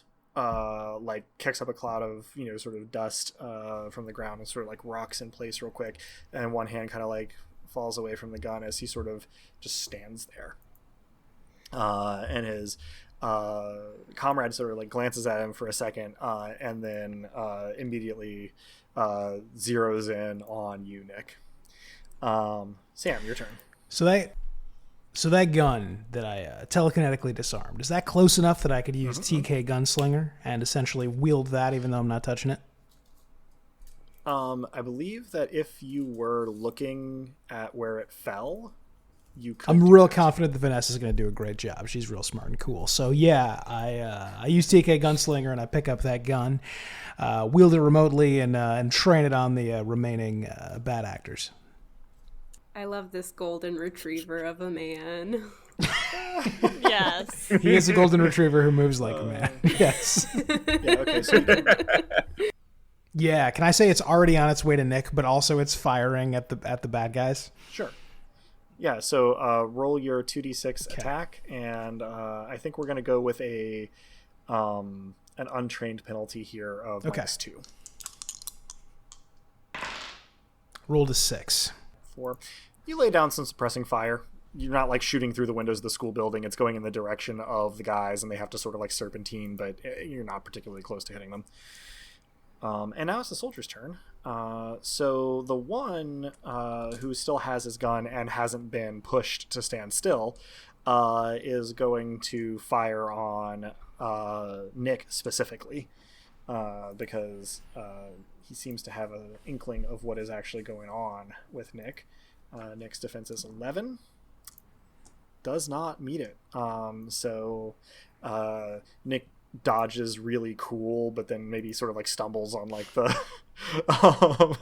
the doesn't stick the landing, but doesn't get shot either, which is great. Which is Nick. important. That is huge. I enjoy not getting Sam thinks the shot, dodge in is fact. really cool Right. and thinks the stumble is just charming. Yeah. Aw. I like how your characters are just successively in love with any, others of the PCs. It's They're dark. You got to make love They're and super war, wholesome. Yeah. That would be a really good part of a valedictorian speech. Just saying. Nick, I hate to break it to you, I don't think you're going to be valedictorian at this point. Also, I'm going to point out this is definitely not in character. You guys are way too far apart. I know. I know. As much for the listeners as anyone else, just to clarify. Sam's thing, I truly just meant it's a Yeah. thing he thinks. Like, this is Yeah. Nick wouldn't know it. Sure. Other soldiers, the disarmed one is heading towards the group of students, and also toward where he saw his gun fall. It's unclear if he saw Sam yank it or not. And then that leaves two for Lane to contend with. So the one who is bleeding from the neck is looking a little worse for wear. And the other one is on fire. Is on fire, correct. So So he the takes one... speed check, or he takes 3d6 further fire damage. Indeed. We're going to handle the one bleeding from the neck first. Okay, sorry. And so he is going to attack you. And he is going to critically fail. I will put these two ones Oh, up wow. on the camera for you guys. So he Woo! actually discharges his weapon while he is trying to wrangle it around, and doesn't like hit you or him, but it causes him to sort of fumble it, and he doesn't even get to make his attack. This other guy is going to do his Can I speed say real check. quick, if I needed a metaphor for the year of our Lord 2020, it'd be being bleeding from the neck and then rolling a critical fail. Gosh, yeah. Yes. So Yeah. Or being on fire. I think the Molotov cocktail guys are the 2020 Yeah, no, I can see representatives all here. caps impact font labeling them, all of us during 2020. we are still in combat though, and the guy who was on fire. Thank you. Bless you for keeping us did on track. Please pass continue. His speed check. I am usually the one taking us off the rails, so I'm trying to atone for my crimes. But he did pass his speed check. He's managed to sort of like pat out his burning like collar and stuff, although his face is definitely going to land him in a hospital if he makes it out of this alive. And he goes to draw a sort of military spec knife on Lane, whose defense is 11 still. Yeah, I'm just trying to keep it straight in my head. Yep. And so yeah, he is going to be rolling some damage on that, but only 2. You Okay. get grazed by this knife, so 2. In this case, lethal damage. Yep. Back around to Lane. How badly off is throat slit, dude? Well, throat cut, dude, not slit. Didn't Neck quite meat win. man. Neck meat man. Not the superhero we need, but the superhero we deserve. Neck meat man is on the upswing. He's definitely going to need medical attention, but for the duration of this fight, he is still in it. Okay. Let's change that. All right. In what manner are you going to change that? I'll be consistent. Let's go for the other side of his neck. All right. Roll your His blades. neck meat. So that is a 13. All right, that does hit, doing 12 damage. 12 damage to, I'm sorry, what kind of meat? God.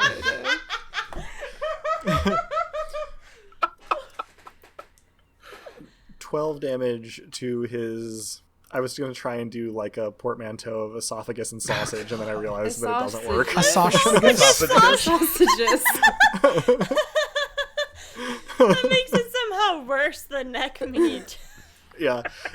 But I He am is here still for up it. at this time, but he is never going to be the same after this fight. I don't feel like any of For us sure. will at this point. I don't. I That's think there's fair. only so much damage that you can take to your esophagus sausage Yeah. and remain the same. Fair enough. Yeah, he's definitely one of the worst days of his life so far. You feel sure. Jesus, I would hope so. Still on his feet, still able to think and react. Although he does now have sort of his wrists clapped to either side of his neck as he sort of like in your direction. Disgusting. Rue, your turn. Okay, well, Rue is thriving in this chaos. And so is gonna do pretty much the same thing as last time, aiming their firework instead at the person who is firing at Nick or heading towards Nick. All right. Go ahead and roll that pyrokinesis attack. Okay, so that is then 12. All right, this time it hits. I believe that's going to be 3d6 Yes. ignite damage.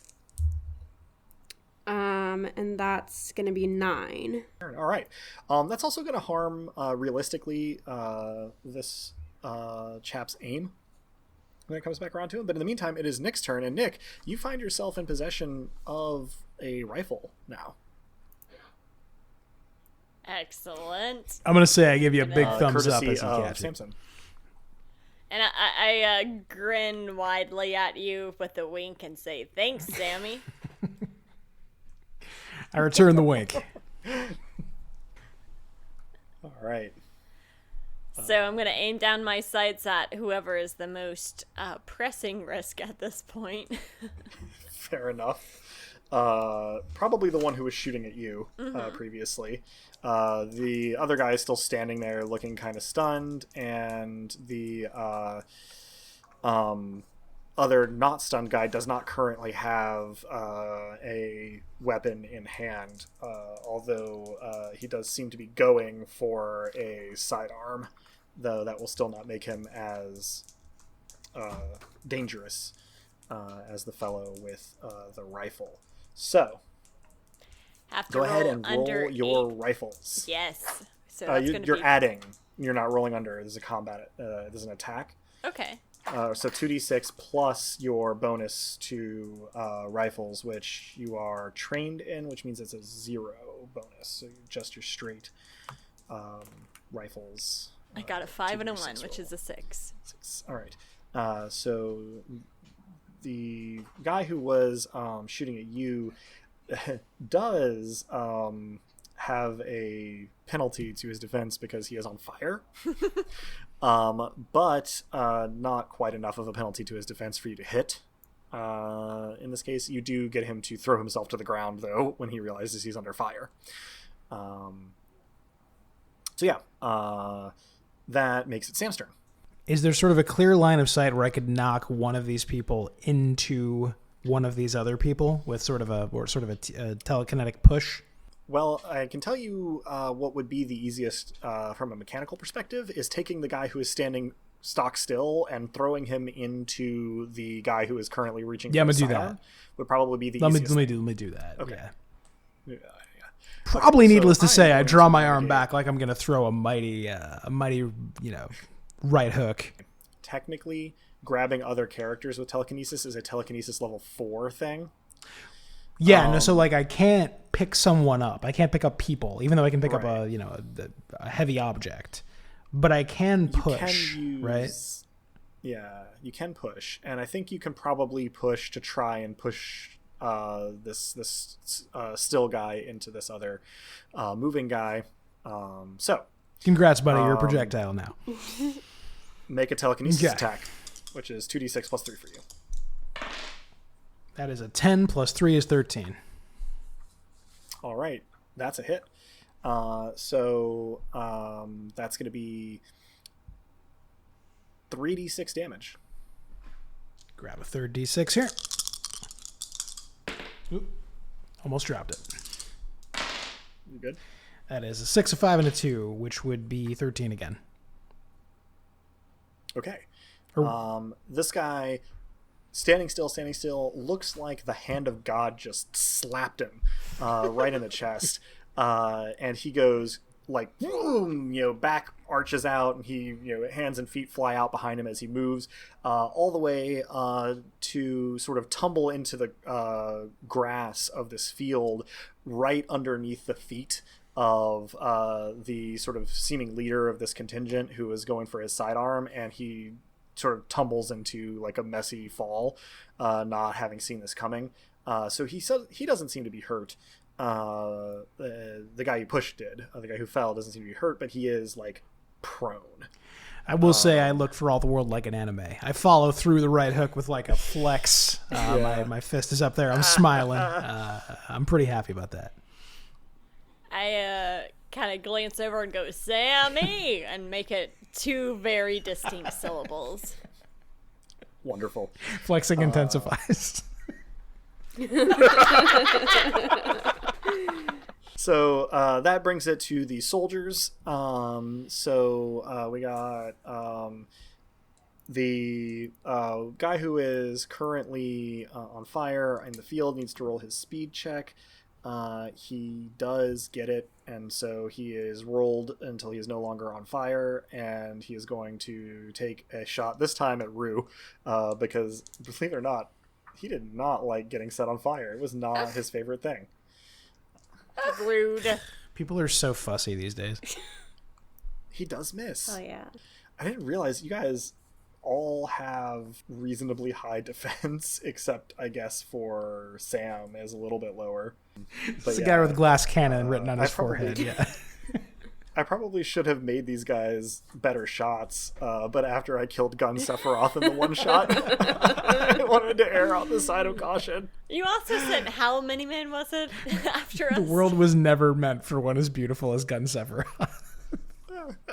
You did send a lot of people after us in that test episode. I think you learned about... Yeah, that was definitely me finding out how efficacious psychic abilities could be against armed personnel. Okay, so the guy who fell gets back up. The guy who was standing still also gets up, although much more slowly and with less sort of confidence. And that leaves the 2 over by Lane. There's the guy with 2 cuts in his neck meat, and the one who has a pretty badly burned face. They are both going to attack you. One with a rifle butt and one with a knife. The rifle butt misses.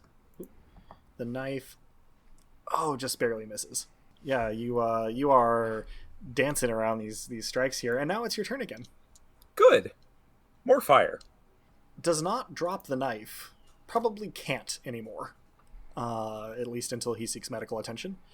But still in the fight, roughly speaking. So I think Sam definitely notices this, since there were some common targets, and he goes, "Mr. Drummond!" Excellent. Nick rallies the call. Voice cracks a little bit, starts coughing. I think that's Rue. Okay, well, I have had a frag grenade that I've been saving for a rainy day. Jesus Christ. I'm going to actually editorialize that. You notice a frag grenade that has come loose from the tactical gear of the guys you burned earlier. Yeah. And hasn't cooked off yet. Yeah. And hasn't cooked off yet. Yeah, it rolled away from the fire before it could be, dangerously hot. So I would like to throw that. Very well. We're going to treat it the same as the Molotov cocktail in terms of your roll. So you're going to combine your explosives skill with your speed stat. Okay, and so I rolled a 5. Okay, so that's going to be plus 4. 4 in this case, I believe. It's a 9. It's a 9. Okay. So this is where I have to navigate in the rulebook to where it describes what happens when somebody throws a 133. grenade. Yeah, I will say if anybody is considering chapter and verse, it does. If anyone is considering buying this game, the PDF is extremely well bookmarked. Oh my God, it's very easy to navigate. It's been it's also real purty. Yeah. Every yard away, they take 2d6 less damage. Okay, so these guys are going to take 4d6 Okay, damage. my aim was a little off. Gotta work on that. Okay, so I want to just set the scene here. While all this is going on, this little gremlin scampers over to a fallen fragmentation grenade, picks it up and looks at it with a big smile, and then pulls the pin. And with that sound, hucks it at these two guys who are just getting up, and it lands like maybe 10 feet away from them at most. And they both go, huh? And then there is an almighty bang. Just this huge explosion. Yes. That's it's only a 13, but still, that's a 13. I wheeze and I go, "You're crazy cool, kid. Crazy cool." I'm shielding my eyes, and not too long after saying Mr. Drummond, I go, soup. I mean sauce. Roo, and I'm real excited about that. Rue just.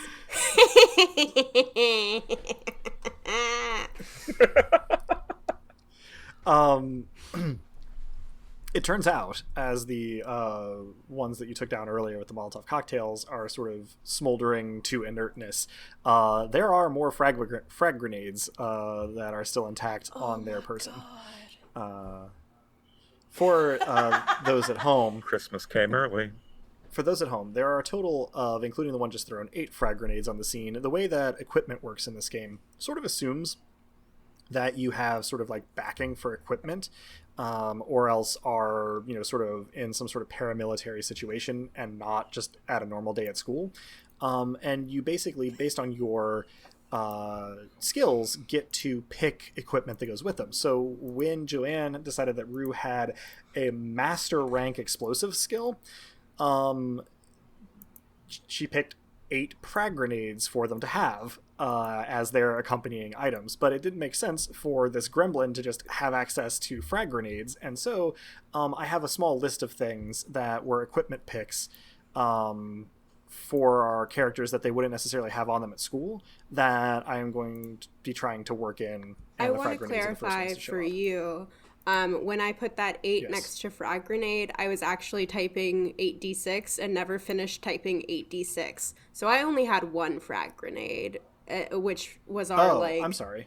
Because it's like 3 picks. It's a lot. Teacher, you forgot to assign us homework. Uh-huh. Oh, no. I am the nerd. You are the nerd. You are the nerd, but Rue is not. I mean, we are recording a tabletop role-playing podcast. We are all the nerd. I embrace this title and welcome it. Go ahead. It only makes me stronger. I will split the difference here then. Thank you for letting me know that you don't have 7 more frag grenades, but you will have 1 more frag grenade. Yes. You're just throwing them like the Hammer Brothers in my head. Just like... Already, though, everybody's ears are ringing. Some of the windows, sort of like bowed and like are warped in their frames now. And the 2 guys that were closest to it have just gotten up, get blown off their feet, and when they do manage to stand back up on their own turn, are going to be like riddled with shrapnel wounds. This was no joke. This grenade. Nick, your turn. Once again, I'm just gonna fire at whoever seems to be the most pressing threat at this point, particularly any who are targeting Rue. Well, that's going to be pretty much everybody now, but they haven't had their turn yet. The guy that she set on fire previously is probably the most able to dish out damage this turn. He is in a defensive sort of prone position, so he's going to be a little hard to hit, but you can certainly keep his mobility and concentration limited. Okay. I will shoot at him with the rifle, and remind me and our listeners again what I'm supposed to roll. 2d6, add your rifle bonus, which I believe is just 0 here. Yes, it's just trained. Because it's trained. Whew, I got a 5 and a 4, so 9. 9, all right. that gets close. You can see the kind of dirt come up where you hit, and he kind of recoils from the impacts, but you don't think you actually scored a wound at all. I can't believe I'm shooting at people. Good job, nerd. Against all odds, Dr. De Silva hears you and goes, "Me neither, but keep it up." You're doing a real good job. Sam, your turn. Well, I say that Nick's doing a real good job. Then,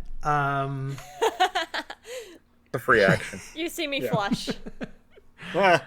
I'm trying to think what in my toolbox I haven't used. I haven't had occasion to use my barrier. I do have like the ability to deflect an attack, but nobody's getting near us because we're incredible. Yeah. Dez is waving. Like I said, nobody's getting attacked at all. Not as cool. We have to look out for our faculty and fellow students. You're very right. You're very right. Okay, so I'm sorry to keep asking you to reconvey the scene, but how many threats are we dealing with currently? Okay, so there's the one that Nick just shot at, who is going to be able to fire this turn. There are the two that Rue knocked off their feet with a frag grenade, who are going to be able to do very little their next turn. And then there are the two who are unsuccessfully trying to murder Lane in close combat. Okay, so the one who could fire this turn, I TK disarm. All right. I believe... Let me just say this correctly. That is a I lift his gun. So TK disarm, I believe, is a telekinesis attack. This time, my motion is like I'm powerlifting. I'm kind of like, ugh. All right. Wonderful. Not a great roll. That's a 5 plus 3 is 8. Does not land, so you don't need to roll the contest there. I should also be saying power points overflow drain damage, and if you aren't using a psionic ability in a turn, you do get one overflow like off of your build up. So you guys may be able to sort of retroactively take those off. We didn't actually talk about the cost of push. Should I have been adding some overflow and taking some power points from that? Oh yeah, it would have been a level 3. So 3, Cool. 1, and 3. So missed on the disarm. Now it's the soldiers. The two guys who got knocked off their feet by the frag grenade are getting back up. The one that Nick shot at is going to return fire. Actually going to shoot at Rue now that I'm thinking about it. And miss. Man, I really did need to give these guys a better rifle skill. I tried, Rue. And that leaves the two that are attacking Lane. Mr. Neckmeat, unsurprisingly, does not roll high enough to hit. And then the guy Speed with the test knife, for... perhaps fused to his hand, makes his speed test handily. And your defense is 11. Yep. Tie goes to the defender. He is not able to stab you. I deflect it with my scalpel. Very, very good. Okay. And it's back to your turn. He really needs to just not. So more with the fire to the face. Like it's been working so far. Seems to have been. That is a 12. All right. Roll your ignite damage. That is a 13. When you pull your hand away and the flame goes out, he wavers for a moment, gasps some smoke out of his mouth and nose, and then collapses. Oh my god. To the sidewalk. Beautiful. A Nice. true work of art. Terrifying. As all guidance counselors should be. I mean... You talked to me a lot about colleges and my Future Farmers of America stuff, and they roasted a guy. It was in your defense, children. And mine. Simultaneously, as Lane is taking his turn, one of the K through 6 buildings, classroom walls, bursts outward, bricks and window seating flying everywhere, along with seemingly a number of students and another 4 of these military gear guys in their black uniforms. Everybody who came flying out ragdolls and stays exactly where they landed. That's Rue's turn. Okay, well, Rue has spotted another frag grenade. And if you think that they are not going to grab it and pull the pin and throw it, you are sorely mistaken. I don't know what podcast you've been listening to then. It hasn't been Dicepunks. All right. Rue, go ahead and That's roll an your attack. 11. Right? Because it's +4? Yeah, okay. +4, That's an 11. So this is interesting because tie goes to the defender, but you are using an area effect weapon. So I think it's going to do 66 damage instead of 86 damage. It's going to be the 1 stage down. 1 stage down. Oh my god. Oh, there's so many dice to count. Okay, well that's 12. one. Oh god. That's another 6 and another 6. That's 24. Jesus Christ. Okay, let me look at what they already had in terms of damage. That would be enough to take me out. Yeah, from me full. too. Yeah. Okay, so these 2 guys just got back to their feet, and the guy who's kind of the point man on this squad, who came out of the dorm, had sort of unslung his sidearm, and then this grenade lands, and it lands right at their feet, but they dive to get out of the way. And while they are in midair, it explodes, and when the dirt clears from the explosion, you don't see where they went. Like it is Chunky salsa. The chunkiest and spiciest of salsa. We're going to take a quick pause My and get a favorite. word from one of our great sponsors. Old this El episode brought to you Paso. by Rotel. Is it chunky salsa or is it fine red mist? It is neither, actually. They just were flung far away, and not all in one piece. But yeah, it is not quite either of those things. In any case, congratulations. You have now killed 5 people in your first Incredible. combat. Yeah, out of the 8 people, you've killed 5. I've killed 1 after much more effort. You know, Rue just loves explosives. It's true. That makes it Nick's turn. The against all odds, Mr. Neckmeat is still standing, and the one that you shot at last round is still prone in sort of a shooting position. How close is the prone one to me? Call it half a Walmart parking lot. Still half a Walmart. Okay. Do I have his attention at least? Oh yeah, you've been shooting at him. Okay. I'm gonna do. Okay. First and foremost, I have not been keeping track of my overflow. It's been 2 turns since I've used any of my abilities. Does that reduce my overflow meter? By 2. By Yeah. 2. Okay. Perfect. I'm gonna go ahead and account for that. I'm going to do a push on the prone one, making eye contact. I'm just going to yell, "You should especially be ashamed of yourself. Go and shoot someone your own size instead." Like, Gotcha. like those in your unit. Sam is briefly self-conscious. Oh. I what kind it's of worth, Sam is immediately bigger than any kind of of these glanced. Yeah, that's true. Sam is larger, so all right. I would have kind of glanced in Sam's direction and added the addendum, just for good measure. He appreciates it, but he's looking at you with puppy dog eyes. Roll your psi attack against this guy's defense. I got 14. All right.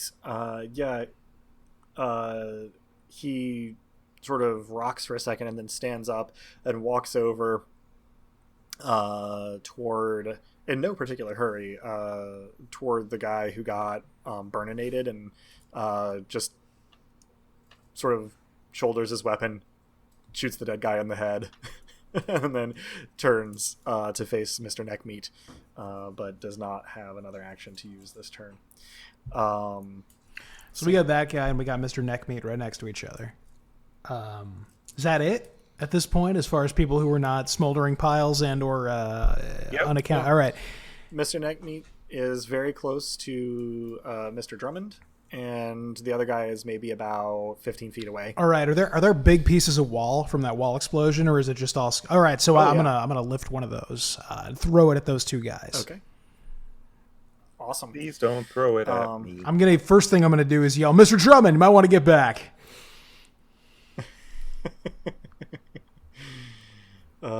Boy. Okay, so let's see. Mr. Roll Drummond, protect your head. level 3 TK attack. So that is... So it's 3 power points, 1 overflow, 3 power points, 1 drain, 3 overflow, and then you're going to roll 2d6 plus 3. I'm getting the hang of it. 6 plus 3 is 9. Okay. That's actually a good question. I don't think it's going to hit. I think it's going to fly a little bit wide. Because he's not really reacting. He's under the influence of Nick's push. He's not really reacting at full speed, but I think it still is a tie. If my By wide, you don't correct, mean where Mr. Drummond is, right? No, it just slams into the wall of the dorm. Could have been worse. Bad rolls these last 2 turns. If you had critically failed that, I might have considered having it be friendly fire, but honestly, it had been a lot of damage. I probably just would have had it. This is the best any one of these guys has rolled on a firearm attack roll at all evening. I cannot That's read a 4 and a 5 for our listeners. Is that right? 9. And that goes up to 11, which is still a tie going to the defender. In any case, was he shooting at me or at Mr. Meat? Mr. Neckmeat, although functionally he could reasonably have hit either of you. You're pretty close together. And that brings back around to Lane's turn. Mr. Neckmeat's gotta go. He does. He's got to go. More knives. It's like a really good name for like a grindhouse film. Mr. Neckmeat's gotta go. Yeah. More or less the Kingpin. Yeah, pretty frankly. much. That is again a 12. All right. And you have gotten 12 either side of damage. his neck. This time you get the front of his neck, and it's over. And he goes down. Now you have that arterial spray, although a little bit less so because of all the blood he's already lost. And falls over backwards. And suddenly the courtyard is much quieter. That classroom that blew out, no sign of activity. Just people laying scattered in the classroom and on the courtyard, some of them smoldering, some of them in more than one piece. Dr. De Silva finally just sort of goes, okay, they looked like they came out of the dorm, so I think we're going to head just to the back fence and try to go over it and head to a farmhouse. So everybody, wide berth from the gym, head to the back corner. We're going to go all as a group. Keep your eyes out. Make sure that, you don't see any sign of hostile activity. And she turns to Vanessa and says, I need you to take these kids with you. I need you to make sure that they get out. We have to call or radio for help or something, because I don't know what's going on, but this is not just a normal emergency. Help is on the way. As you sort of jog up to this little group, congratulations, we finally got the whole party together in one one group. Achievement unlocked. Help. Well, I believe you, Mr. Drummond. Let's is there somewhere safe we can go? Real quick. I got this. I got to make a roll. As soon as she says, is there anywhere safe I can go? Her eyes widen and she goes, get down! And throws herself toward Rue and Nick to knock you guys to the ground. And now I just need a speed check from everybody. So that's 2d6. Try to roll under your speed stat. I failed miserably. I have a speed of 4 and Yeah, I I rolled a 10. an 8 and my speed is 6. 5. I rolled a 6 and my speed is 4. Okay, so 3 failures there. Okay, let me make this roll. You could have phrased that in a more gentle fashion. Welcome to Dicepunks. We got 3 failures here today. All right, so Dr. De Silva yells, "Get down!" and like tackles toward Rue and Nick. Sam, you kind of flail a little bit and look around, and then finally like kind of fall over into a seated position. Whereas Lane, you just like dive and cover. And there is the loud sound of a precision rifle shot from a little ways away, and it doesn't arrive until after Dr. De Silva has already slumped to the ground, one of her eyes replaced by an exit wound.